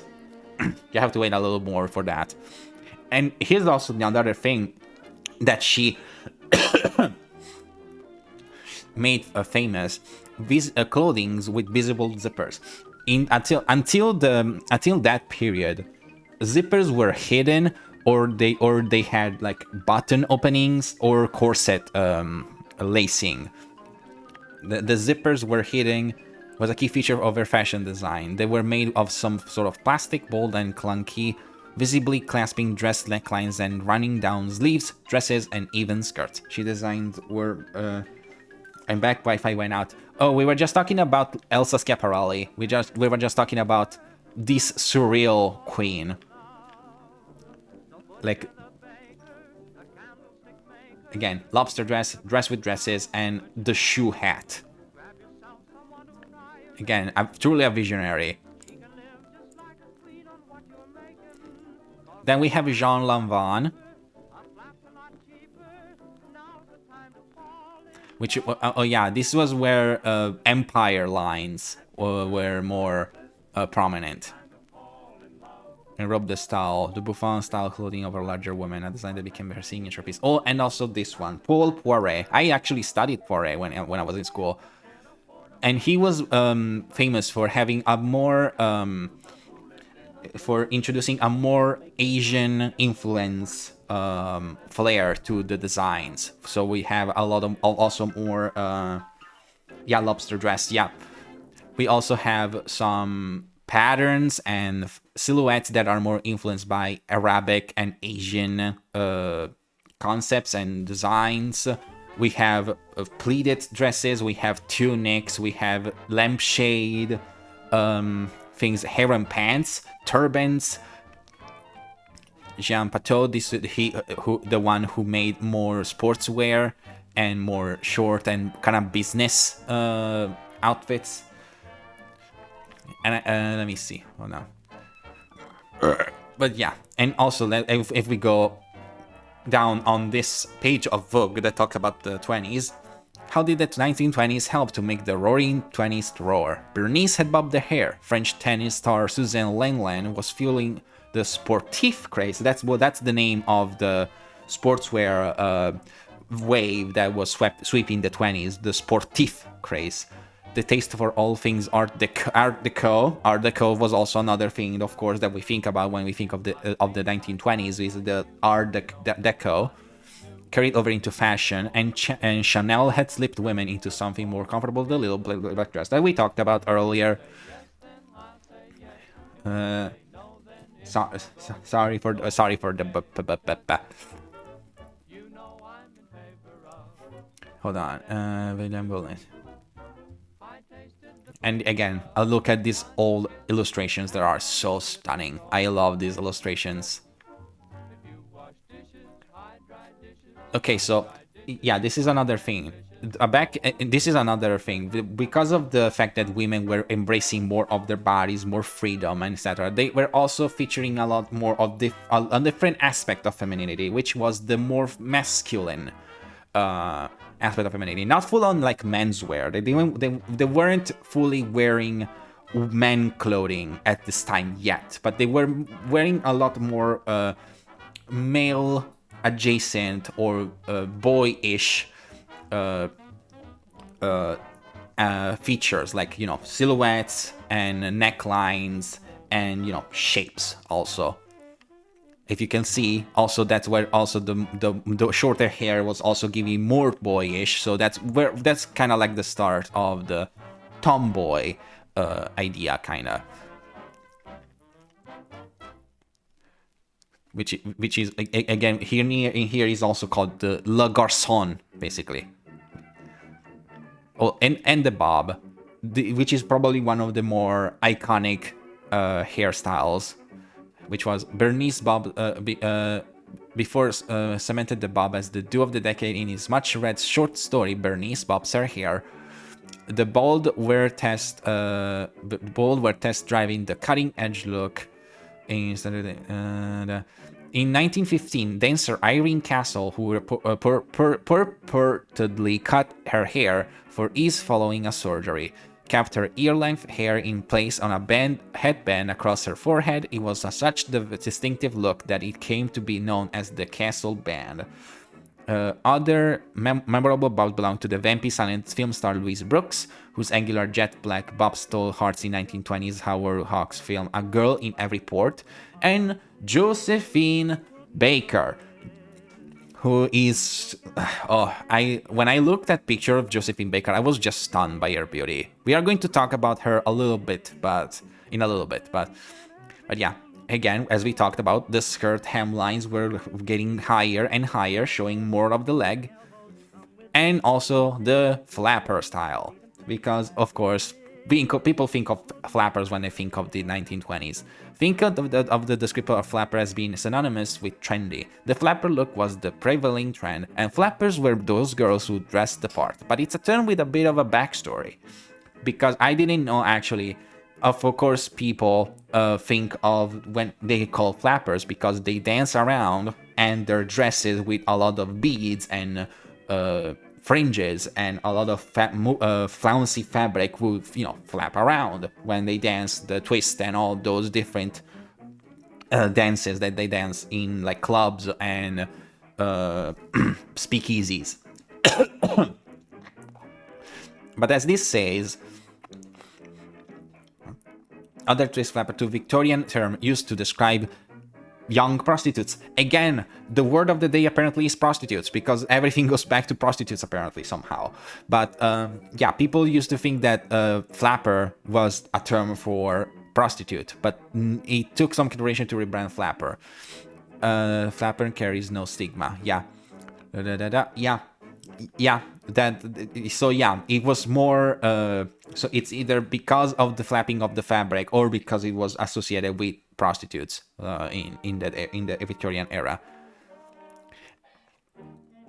And then also another staple of the 20s is the cloche hat, which is this little which are these little hats that are very fitting to the shape of the head. It's almost like the like a swimming cap basically, but it's a hat. It's a fashionable hat. Do you guys like hats? The little bit dress, we talked about this. And the robe, the style, which is this again. Yeah, I think. Hold on. Less celebrated, though no less prevalent, was another novel silhouette of the era dubbed the robe, the style. In sync with the era, the silhouette showcased a bit of leg, but unlike the tubular look, there was a bit of body. The dress typically featured a gathered and expensive skirt, but with zero waist on show. Because yeah, the waist here is not hugged. Taking a sip of water every time the word prostitute comes up, man, you'd be dead. I'd be dead. But again, this is more of a kind of like a cinch, because again, flapper, like not flapper, but these outfits don't really hug the waist as we look. Even in these sketches, in this show, in these like illustrations, the waist is nowhere to be found. The waist is basically hidden under the fabric. You can only see the legs and the head, the shoulders and everything. It's basically the start of the rectangle silhouette.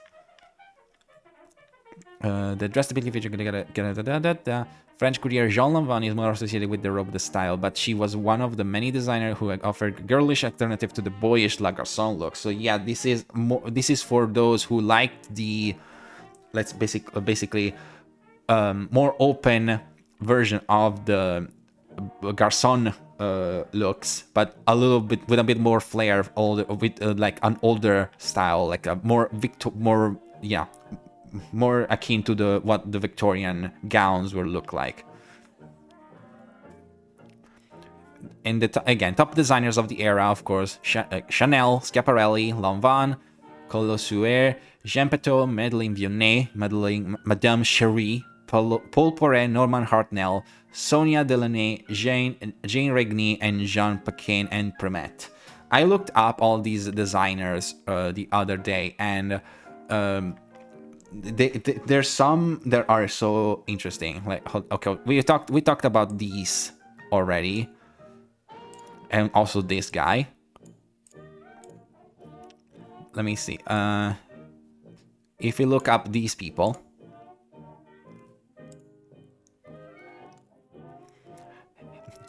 these are very peculiar designed. Look at this. This is so cool. So these are still a key. They're basically the more typical dress that you might associate with the flappers, but a little more ornate and a little more what's the word?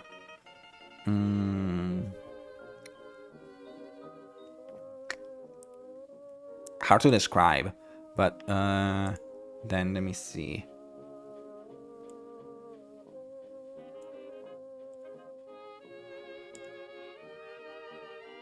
Oh yeah, Vionnet, who was. This is one of this outfit is gorgeous. It's so gorgeous.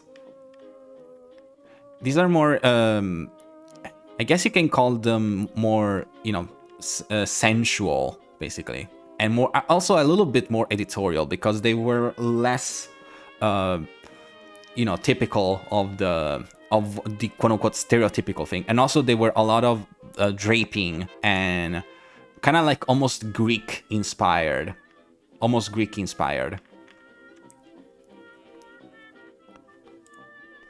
Then we have, let me see, I don't remember all of these guys, unfortunately. Madame Cherie,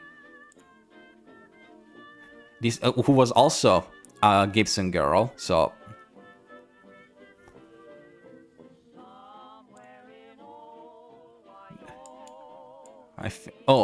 and also this guy, Norman Hartnell, aka Queen Elizabeth's designer. Yeah, this guy who was the one who designed so many clothes for Queen Elizabeth.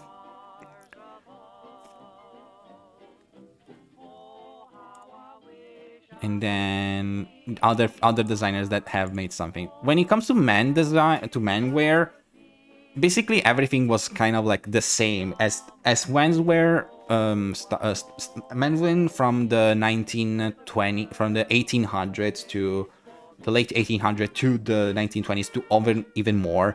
It's kind of stayed on a not stagnant but more linear trajectory, basically.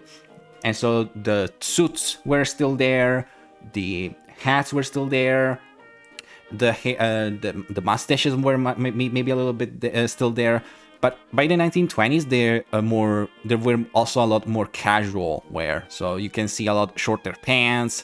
You can see more the shoes, as also men were embracing also a lot more sports, and they were also because again, back then if you wanted to go to do sports, you would just wear your normal clothes. But here you have actually clothes that you can actually wear on field, and all that. Just like I said, sportswear was also more typical to see like this, because again,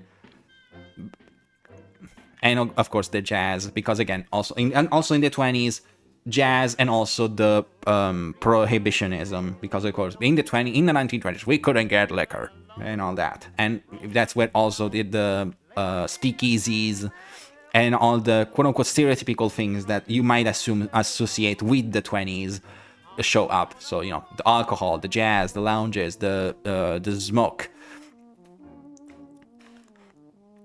Damn, I love these illustrations. When we talk about, okay, this is a video, but I don't want to show the video, but let's if we talk about makeup, for example, the makeup that women will wear, which I'm going to talk about as we get to an icon that I'm going to talk about soon. These, you know what these are? Compacts. These are all makeup compacts.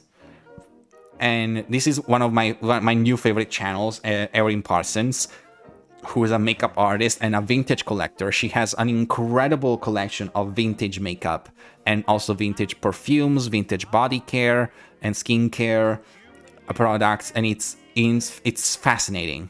Like, look at this. These are all compacts. They are so fucking stunning. And inside, as she shows, you will find the powder, the puff, and a lipstick. A little bit of lipstick.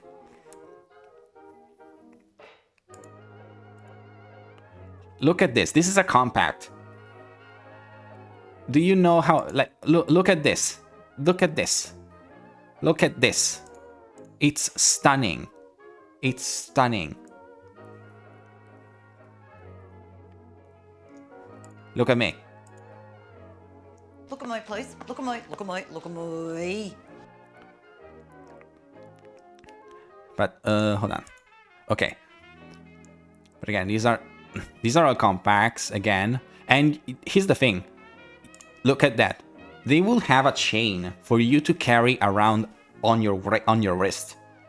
That's how small they were. You could carry them like with you around your thing. My favorite ones are the ones with hidden compartments. Yeah, that's also the thing because hold on. Like as we can see, a smaller puff, a bigger puff, the lipstick that has been expired because those are actual vintage, and it's like it's so fascinating. It's so fascinating.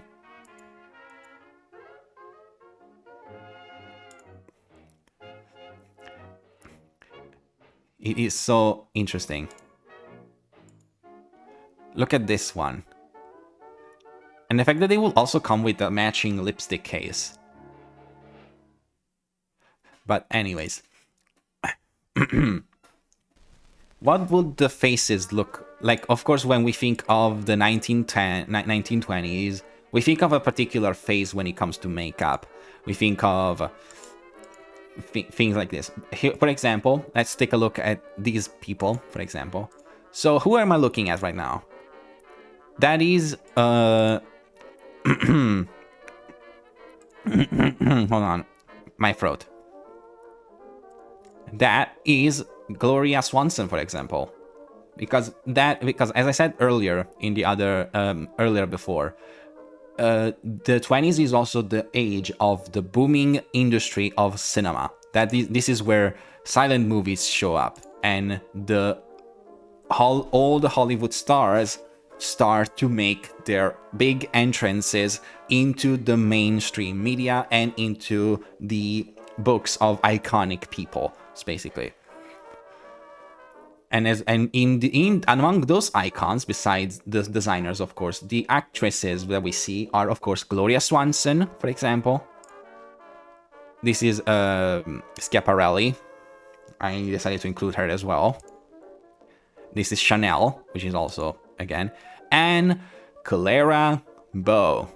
Probably one of the most iconic faces in cinema history. She was... The way she painted her face was also made for cinema, because again, this was silent movies, so she couldn't speak, or at least if she speak, there wouldn't be any sounds coming out of her mouth. So in order to make sure that the expressions and intentions were mostly clear, like they needed to be perfectly clear for the viewer to see.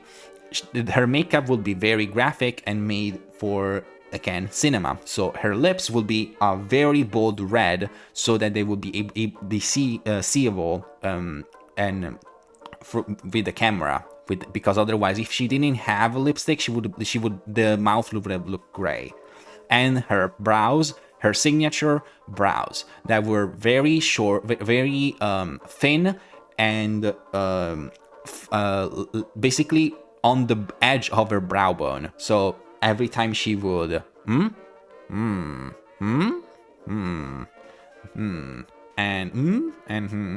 it would be very visible, kind of like what I'm doing right now. Look at my eyebrows.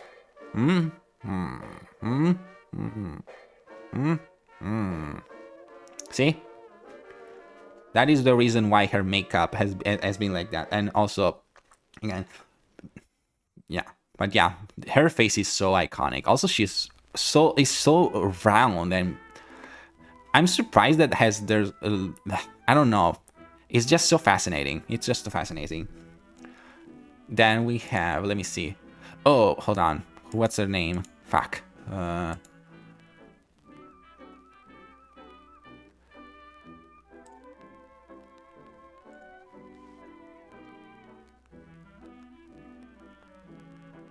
Yeah, unfortunately, I forgot what the name of each of them were. Some of them, unfortunately, I'm a little stupid. Is this Norma?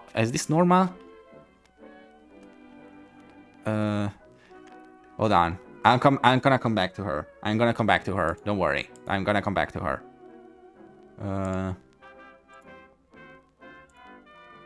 Oh, yeah. Okay, so we have her. Colleen Moore, who was also an actress, recognizable by the bob. That hair is so distinctive. Like,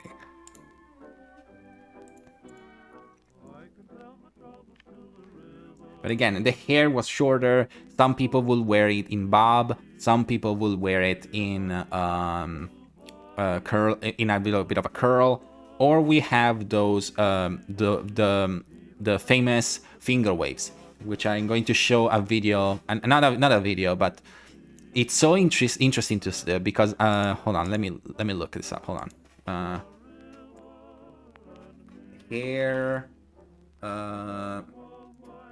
waving bonnet. Yes. See? Hold on. Hold on. Hold on, hold on. Let me find a picture. Hold on. Hold on. Hold on. I should have saved it. Hold on.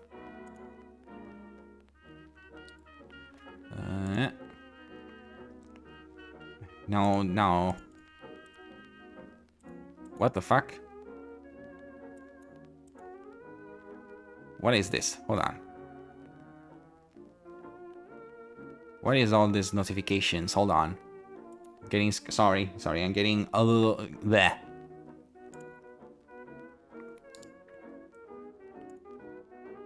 Hold on. Save image. Come on, don't be.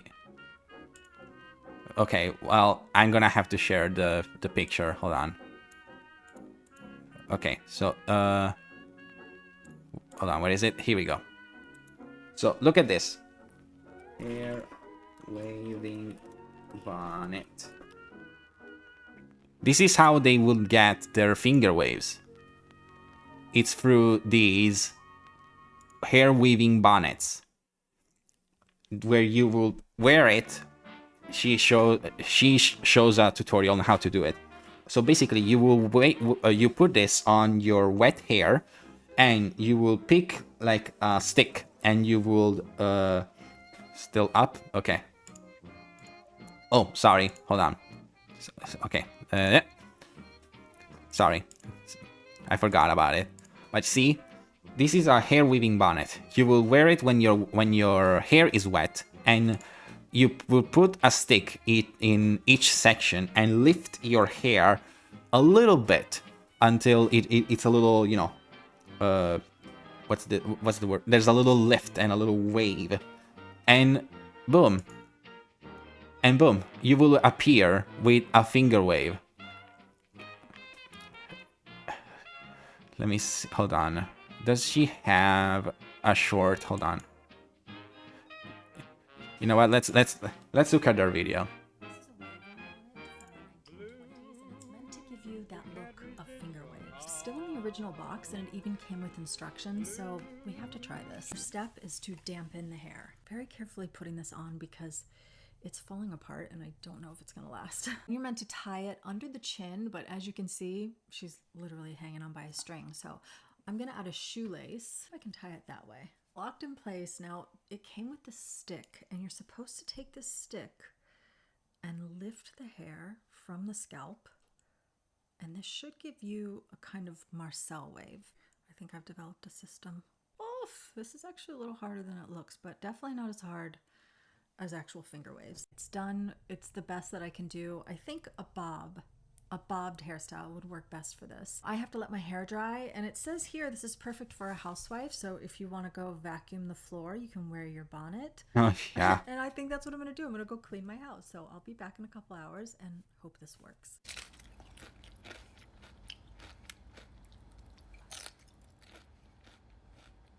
It's been about 3 hours and it was starting to hurt, so I just need to get this contraption off my head. Our channel so much. Yeah, same. It actually worked really well. I'm gonna try to brush it out. Top looks pretty good, but well, What do you do with the bottom? I'm going to attempt to curl the bottom with an actual Marcel and see what happens. This side turned out pretty good, but this side turns out she's broken. There's so much potential to this. I mean, maybe it's something we can remake today. Like, and this is how you will get your waves on your hair. That is so fascinating to me. Also, yeah, her channel is fucking incredible. Just like, if you please do yourself a favor if you're interested in anything about vintage makeup and history. Her latest video made me cry. I'm going to save this video. I'm going to save that video for when we actually talk about the 40s and the post-war times, basically. The way we were is also good. Yeah. But yeah, when we talk about the 1940s, I'm going to pop up her latest video that she did, which is great because it is an incredibly interesting story. But yeah, that's how you will make their hair in the iconic wave hairstyle. And then, hold on, let me put the music back on.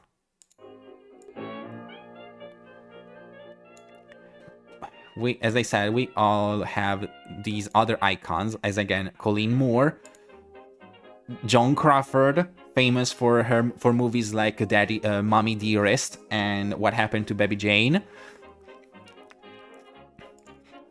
and Josephine Baker, iconic, love her videos, unhinged as fuck. Thank you for the stretch and the hydrate.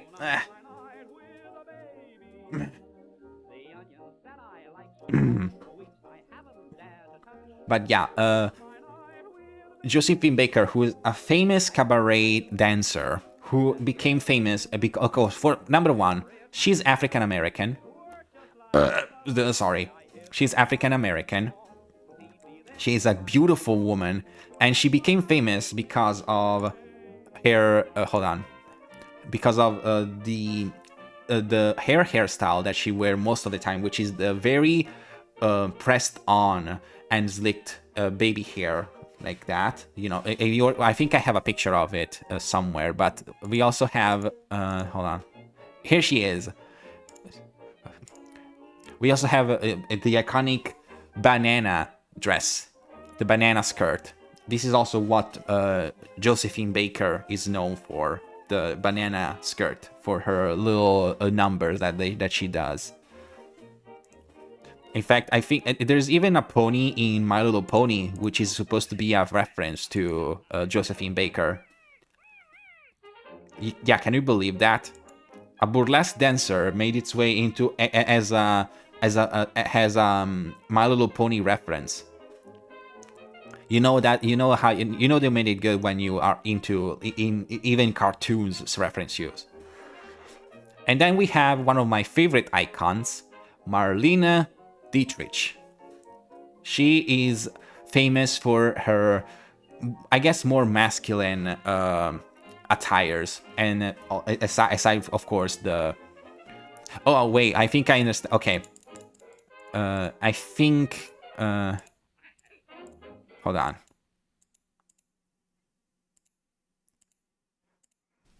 Yeah, I believe this is Greta Garbo.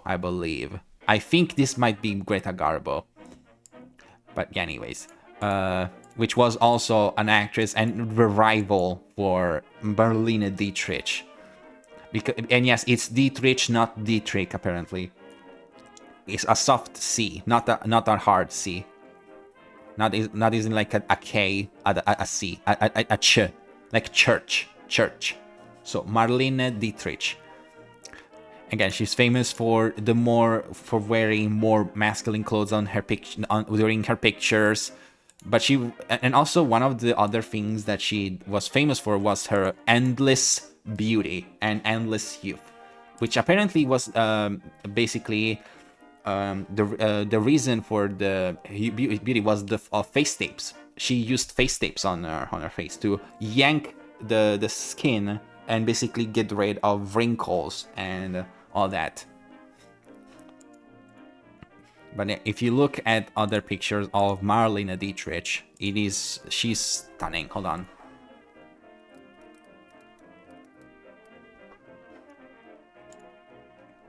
Hold on. Look at her. Okay, hold on. Let me put the pictures off. Look at her. She is gorgeous. She's gorgeous. It's almost an austere beauty. Like you sense like a gentle austerity, but also like a firmness from her. Like she's one of my favorite icons from this era. She's just gorgeous. Sorry. Okay, the complex is done. But yeah, this is pretty much... So yeah, in short, the 1920s were an era for feminine, basically a radical shift in feminine silhouettes and fashion, where ankles were shown, hair were shorter, and just colors and fun were more... yeah, Mae West is glamour. Oh yeah, Mae West is also beautiful. She was the Southern Belle bombshell. Look at her. Damn.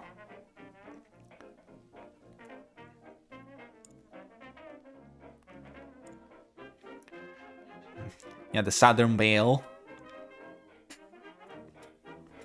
Yeah, hold on. Sorry, hold on. Yeah, so many of these icons have something that just distinguishes them. Mae West has this like you know, southern and almost pageantry aura about her, and then you have Marlene Dietrich, which is more austere, almost the Schiaparelli lobster dress is a yes. Yeah, the hold on. Oh, sorry. I don't know why I'm so full of hair today. I don't know why. Let's look back at Elsa Schiaparelli. The lobster dress. Lobster.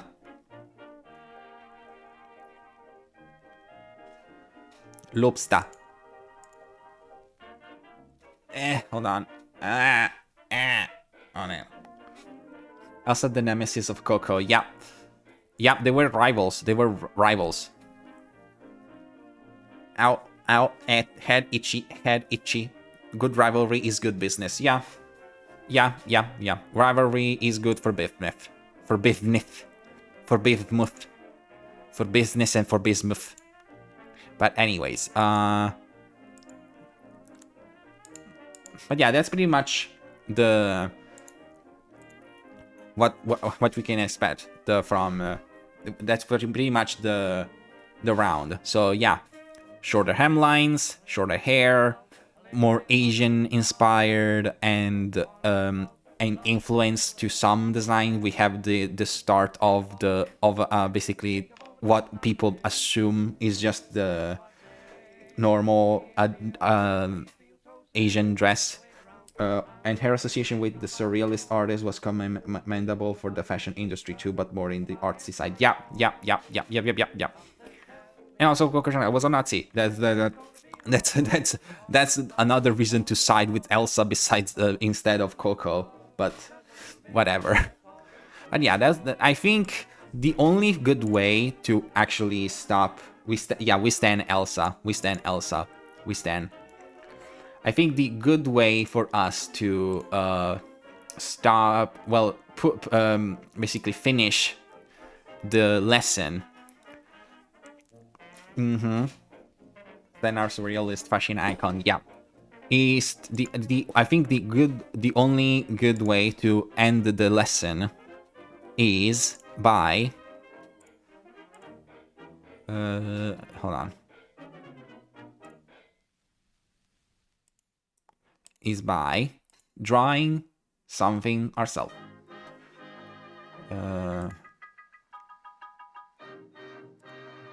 Hold on.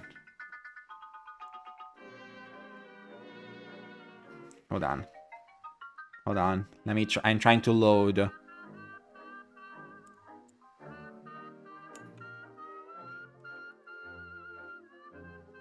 Come Come on, Krita. Come on. Come on. Please write, make me have a fashion fix. Hey, that I tell you, fashion is interesting. Fashion is interesting. Can you guys please put exclamation point, Krita, please? I was talking to a friend how Tom of Finland inspired 50s gay fashion. Yeah, basically. Tom of Finland inspired basically a whole subculture of gay. Where are you, Krita? Why can't I find you? Come on. Come on.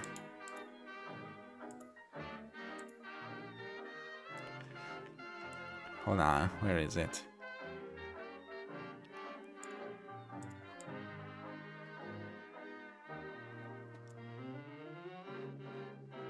Come on. Why is it not loading? Krita!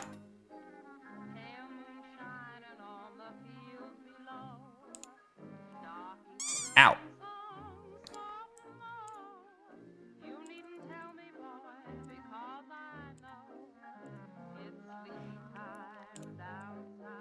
Come on. There we go, finally. Okay. Okay, so, as I said, I think a good way for us to end the lesson is by designing a 1920s fashion piece ourselves, aka myself. Because again, I have a degree in fashion, so what do we say? I'm not gonna go for stereotypical, I'm just gonna go for something that looks good. And feels authentic.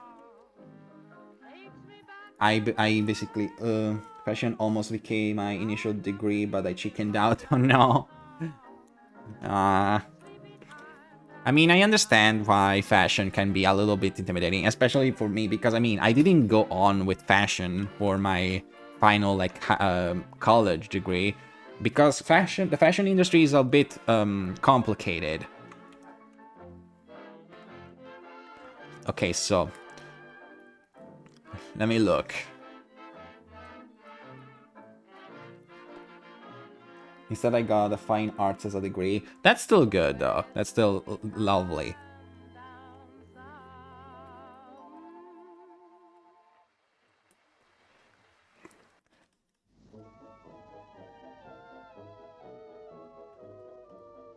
So again, the lines were a little more soft and less accentuating of the body. Fashion industry is cutthroat. Yeah. I mean, if you think you can do it just because you watch Project Runway, you have another thing coming. Hold on. Let me look at other picture. Hold on. Let me look at the like covers for Vogue to get some inspo.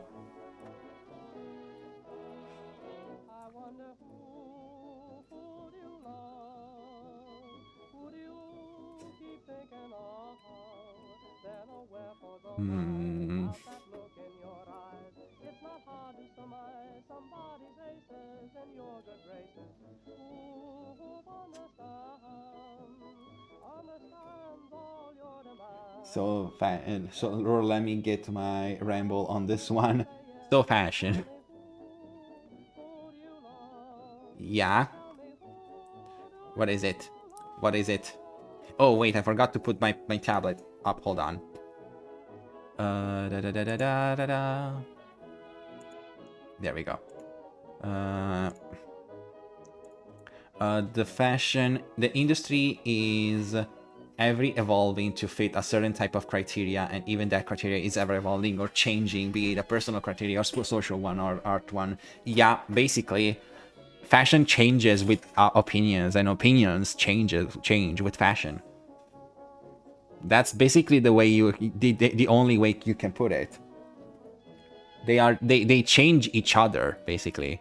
Opinion change with fashion, and fashion changes with opinions.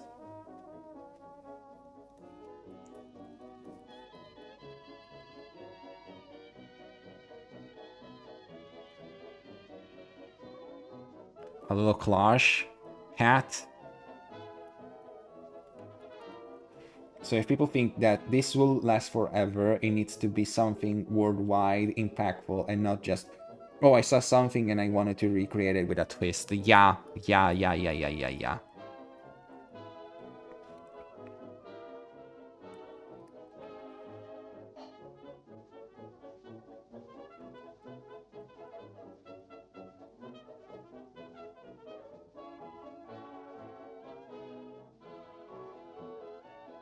I love the curly hair that curves on your cheeks and frames your face.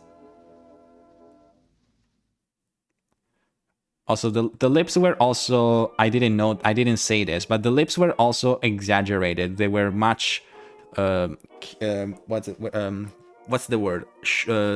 Smaller. They didn't fill the entire lips on the side. They were more drawn over though. And fashion requires so much cross-referencing and research, like that's how it always says. That's how fashion has always been, but we have our common designers for and those who go out. I'ma be mean and give a nasty read here, but my cousin is a fashion designer, but he hasn't made anything worth of interesting. He only is successful through networking, which is how things are in our common day society and mostly fashion. Yeah. Yeah, because again, the only way for something to be meaningful nowadays is if it goes viral. But again, if it goes viral, it only has the chance of surviving only a few times, because once you go viral, it's basically impossible to recreate the same success that viral thing gained. And so you're just basically so yeah, being viral is a blessing and a curse.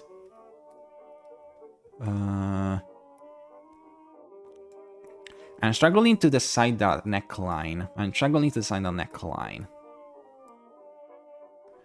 Hold on.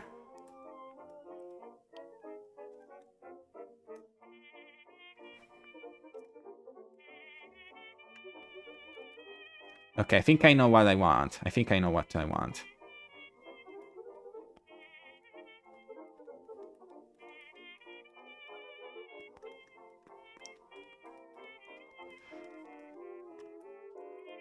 Okay, I want a jacket.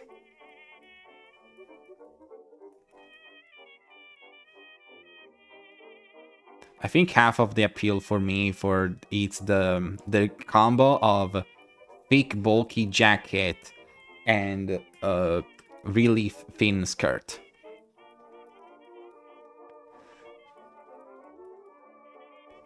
There we go. Hold on.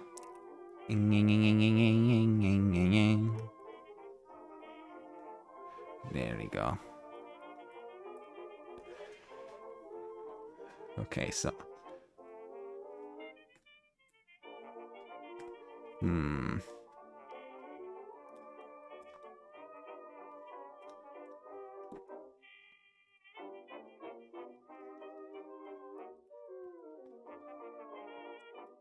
I think I want it. Yeah, I think the hat should be much bigger, because those hats, while they are strapped to the head and have the shape of your head, they are a little bit exaggerated. As I said, they're kind of like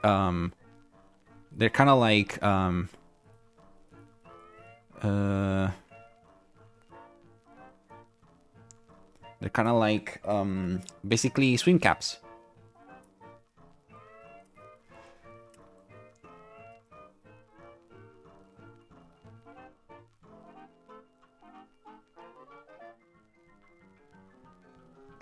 Hold on.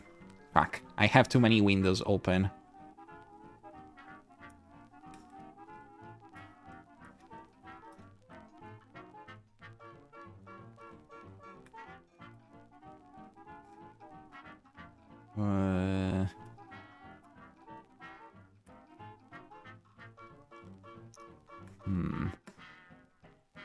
Yeah, it's also the accessories that the people wear sometimes. I thought I was going to make a summer dress, but I think I'm making a winter dress, like a winter combo, like a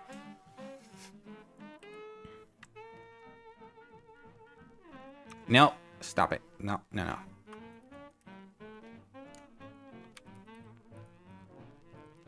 Okay.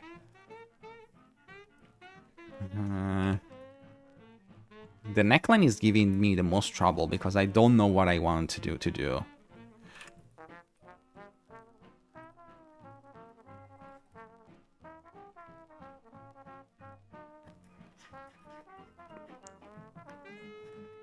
Hold on. Okay, here we go.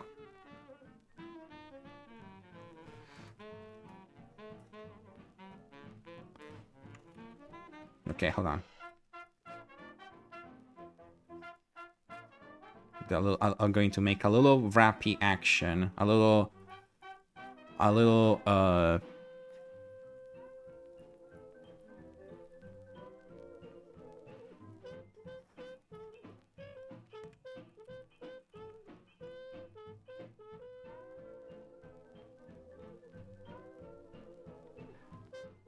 yeah, I'm going to have a little wrap action here. I'm not gonna make the whole like sketch like overly polished. I'm just working on some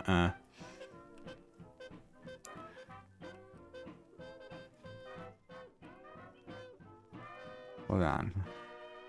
I'm gonna do something a little weird. Hold on.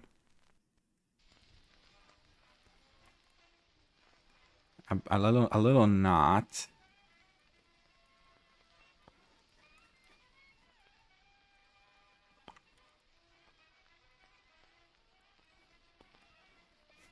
Hold on. No. Go back. Thank goodness Created allows for infinite, like, undos.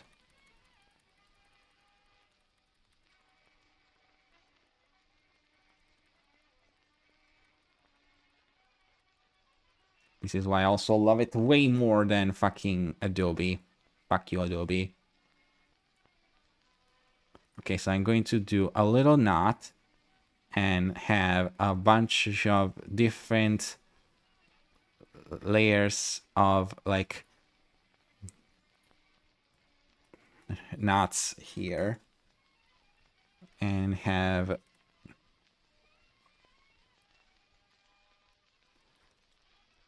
it be like it's also part of the knot. Yeah. I like this.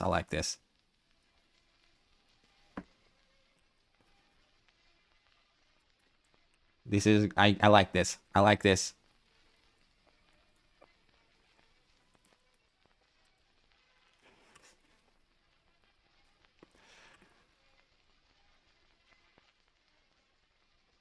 Also, one thing you learn about me, I always draw the most insane high heels that are completely impractical, but they just make everything look better.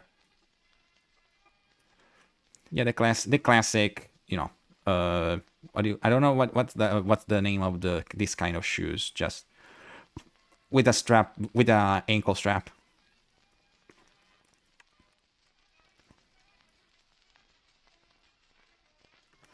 There we go.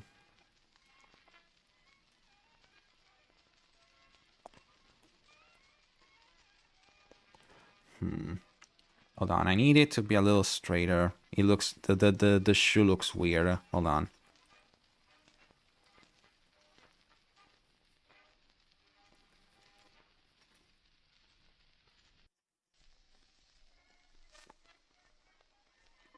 Again, the shoe looks a little weird now, but there we go. There we go. The music is very low. Hold on. The music is very low. Let me put the music back. My music back. All right.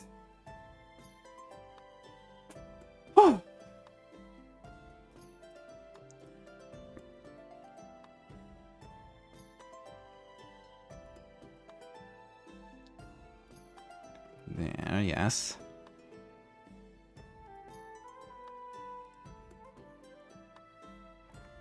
I'm also trying to make this look kind of like an illustration from those magazines. So I'm adding a little bit more volume to the jacket.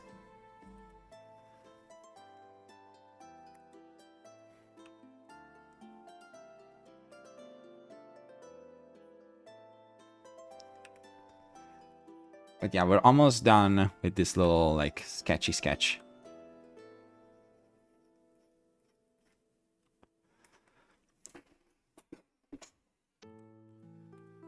Hold on.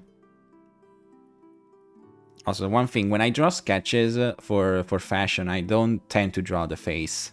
Because unless I have to show particular makeup, it's not very important. So yeah, a little Marcel wave, a cloche.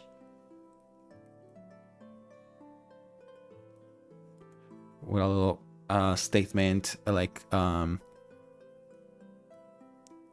decoration here. There we go.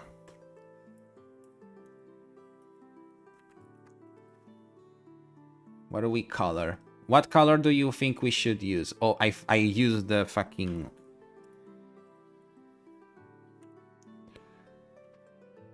Oh, I think I mixed them up. Fuck. I think I mixed the layers up. I didn't mean to. What color do we think... What color do you want me to make this dress, guys? Or this outfit more like?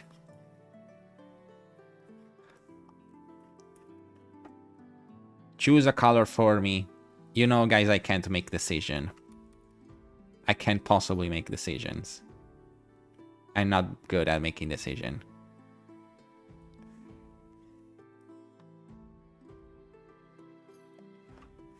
Again, I said that I was going to make the whole thing polished, but a little bit of polishness, at least. All right, folks. What do you guys think? What do you guys think? Come on, come on. You can't make me make decisions by myself. Ow. Ow. I need to remove my glove. Ugh. Oh, it's... Bleh.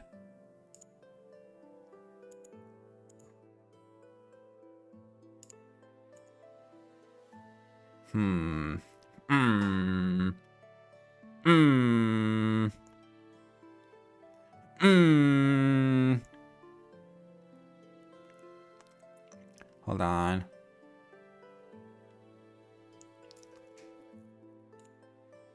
Hold on. Hold on.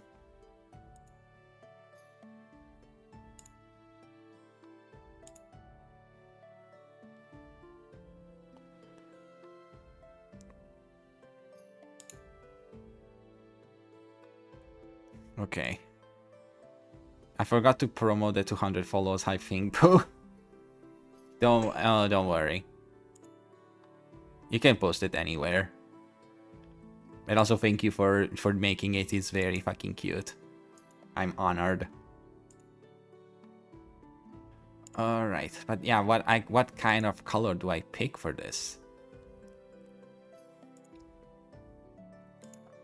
One thing that I learned is that what you see in those like black and white features, the colors of the dress is probably not what you think it is, because again, being black and white, you probably see a thing and you can, oh, that's yeah, I feel like, I don't know how it is. It's a big, I think it's a Mandela effect. Like, you don't expect a color to be that color when it's in black and white. Or I don't know what it's, I don't know if it's a Mandela effect, but like, I just assume, oh, the dresses are just black. The dresses are just black and white. It's just that. It's just that. It's just the light is a little weird. That's all it is. But like, no.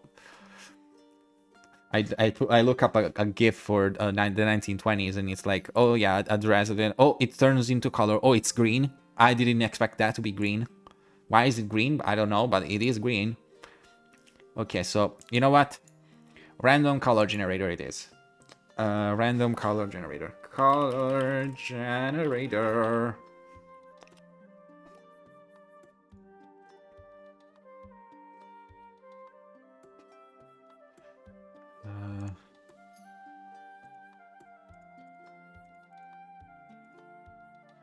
Blah. Okay. Generator.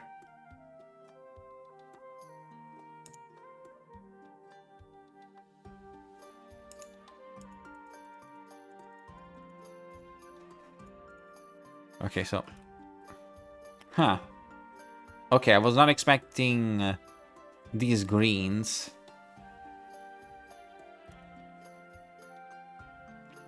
Huh. Okay, you know what? Let's go Scarlet Colors palette. Let's go Scarlet Palace. Let's go Scarlet Palace vibes. Yeah, this really rich maroon, this rich burgundy, almost wine color. Wine color. All right. We are going to be a little bit, you know. It's not gonna be all matchy though. It's not gonna be matchy all throughout. The coat is going to be this color. I just realized it's kind of giving Charlotte. It's gonna giving Lottie from Princess and the Frog, isn't it?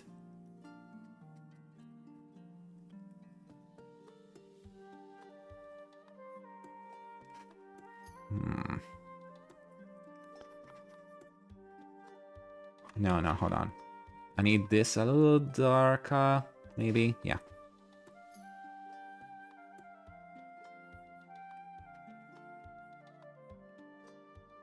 That's a great movie. Yeah, that's another great movie that is set in the 20s, isn't it? Like Princess and the Frog. I love that movie. I love that movie. It is so good. Dang it, Disney. You had to cancel it for...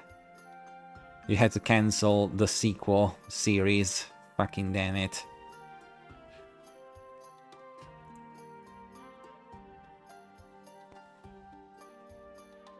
Okay, hold on.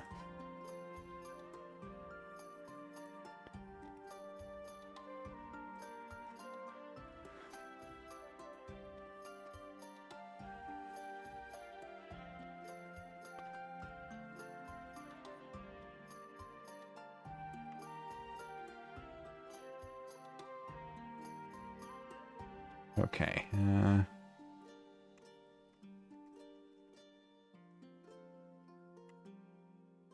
Okay, hold on. Yeah, okay.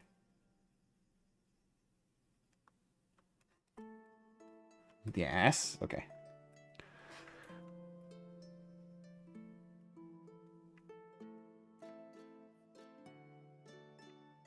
No, I like, yeah, this dark color for this, the pink, the yellow, the lighter for the...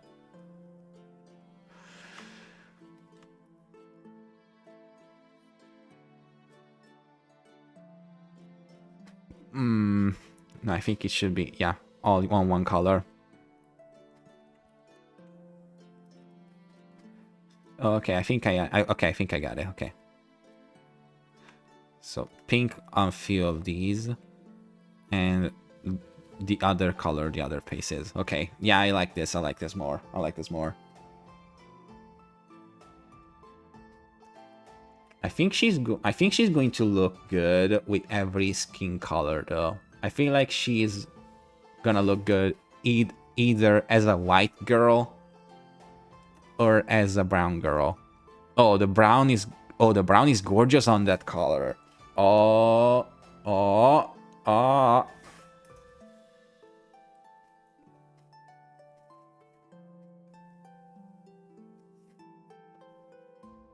Oh, that's a great combo.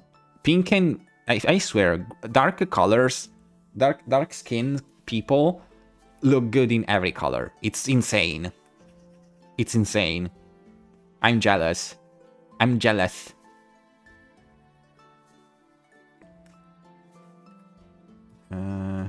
Hold on. Stockings. If you're a black person, you're lucky because your skin goes with every color. It's just... Hold on. I think the shoes were also... I think this is also when the whole, like, idea of everything being a bit matchy-matchy started. Of course, black hair.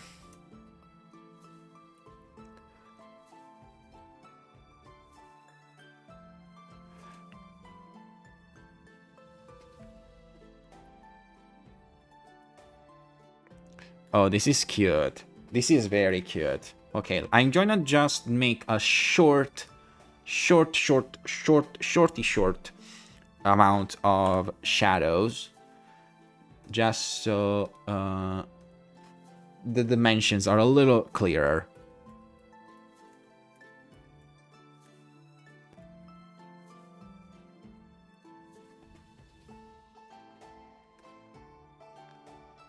Okay.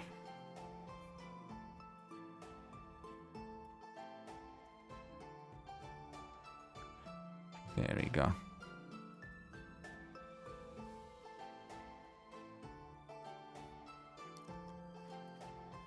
Yeah, okay.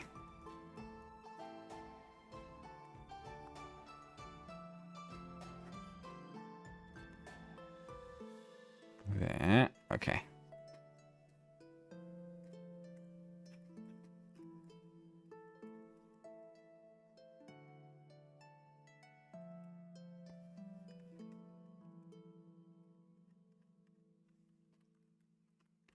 Okay, what do you guys think?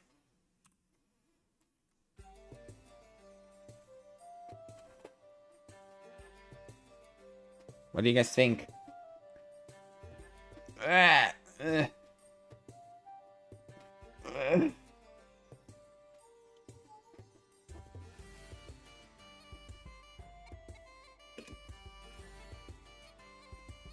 a tall collar, jacket with a dress underneath, with a lot of wrapping and not layering, and ankles exposed. And this candle, the nerve, the cheek, the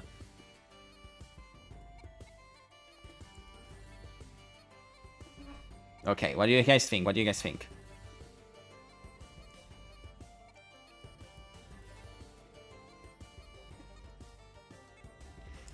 I think I want to do this for every future, like, fashion history stream.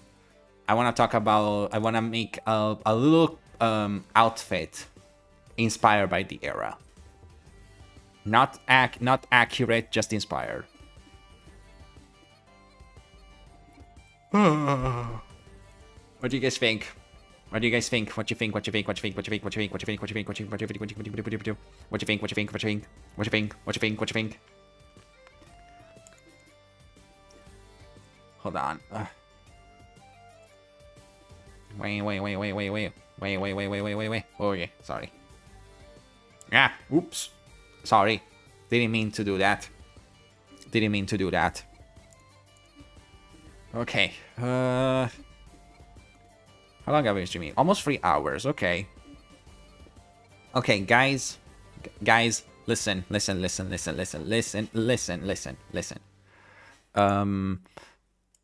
Would you guys like me? Okay. Well, tomorrow I don't have to work, so I can... Well, tomorrow we are gonna have another stream anyway, so... Guys... Okay, hold on. Pay attention. Pay attention. Pay attention. Sorry. What is it? Look at my place. Look at my. Look at my. Look at my. There we go. So yeah, what we I would yeah. Hold on. Ow, my mouth, my jaw. Ow. What the fuck was that? uh.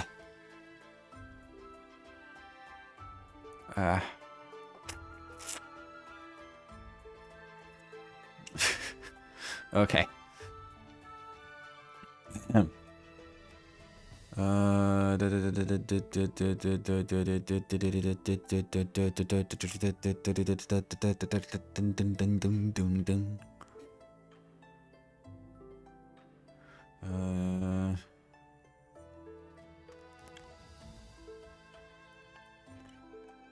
Sorry, I'm just checking a few things.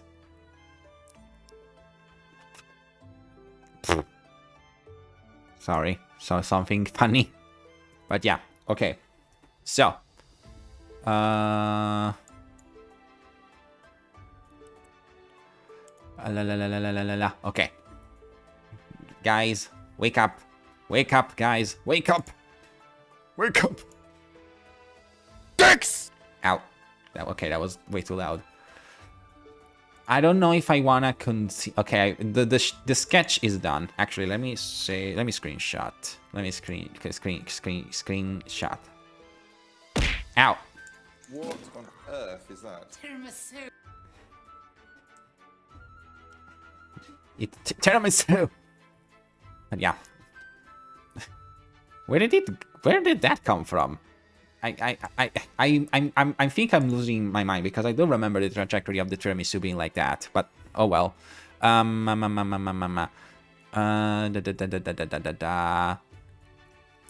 I saying? What am I doing? Oh yeah. Yeah. Wait. How do we like this little sketch of a little PC inspired by the 1920s? I went a little simple. I didn't go like surrealist like Elsa Schiaparelli. I just went a little simple. Also, I'm glad that I chose. Also, her skin color is perfect. Like the color looks so good. The color looks so good with their skin. But anyways, okay. So we have an option. We have an option. I could either stream a little bit of blueprints, or I could just cut the stream here, get some rest, and tomorrow we are gonna be back with some more Side of Midnight. What do you guys think?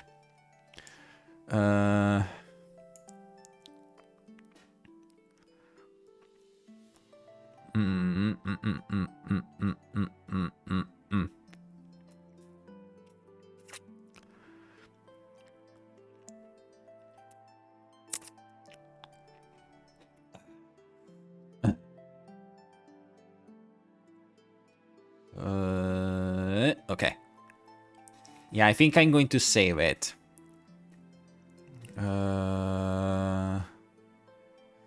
Yeah, okay, sorry. Just, I keep getting distracted. You deserve a break after being assaulted by many cute stuff. Okay, you know what? You're right. I was under attack by a raid train, so a hype train more like. So it is it is better if we actually stop here for today, and we are going to come back tomorrow anyway. So hold on, what is this? What is happening? Hold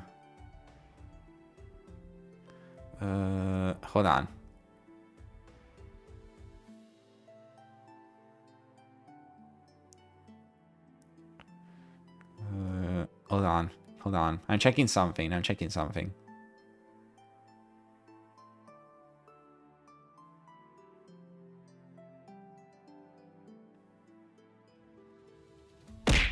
Ow. What was that? Who did that?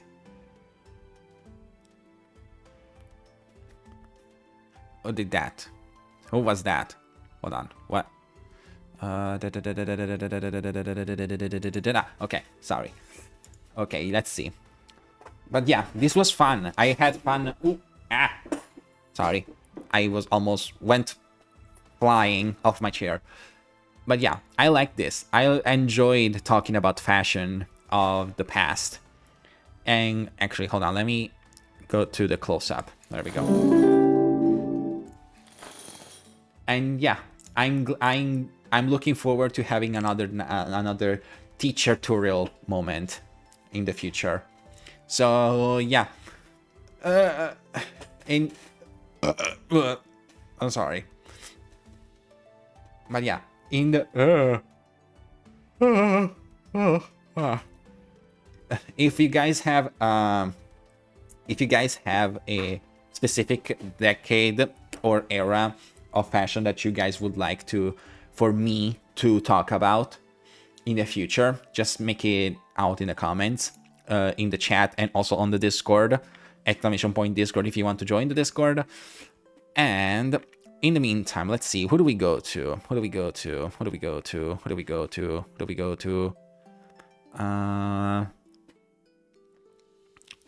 Let's see.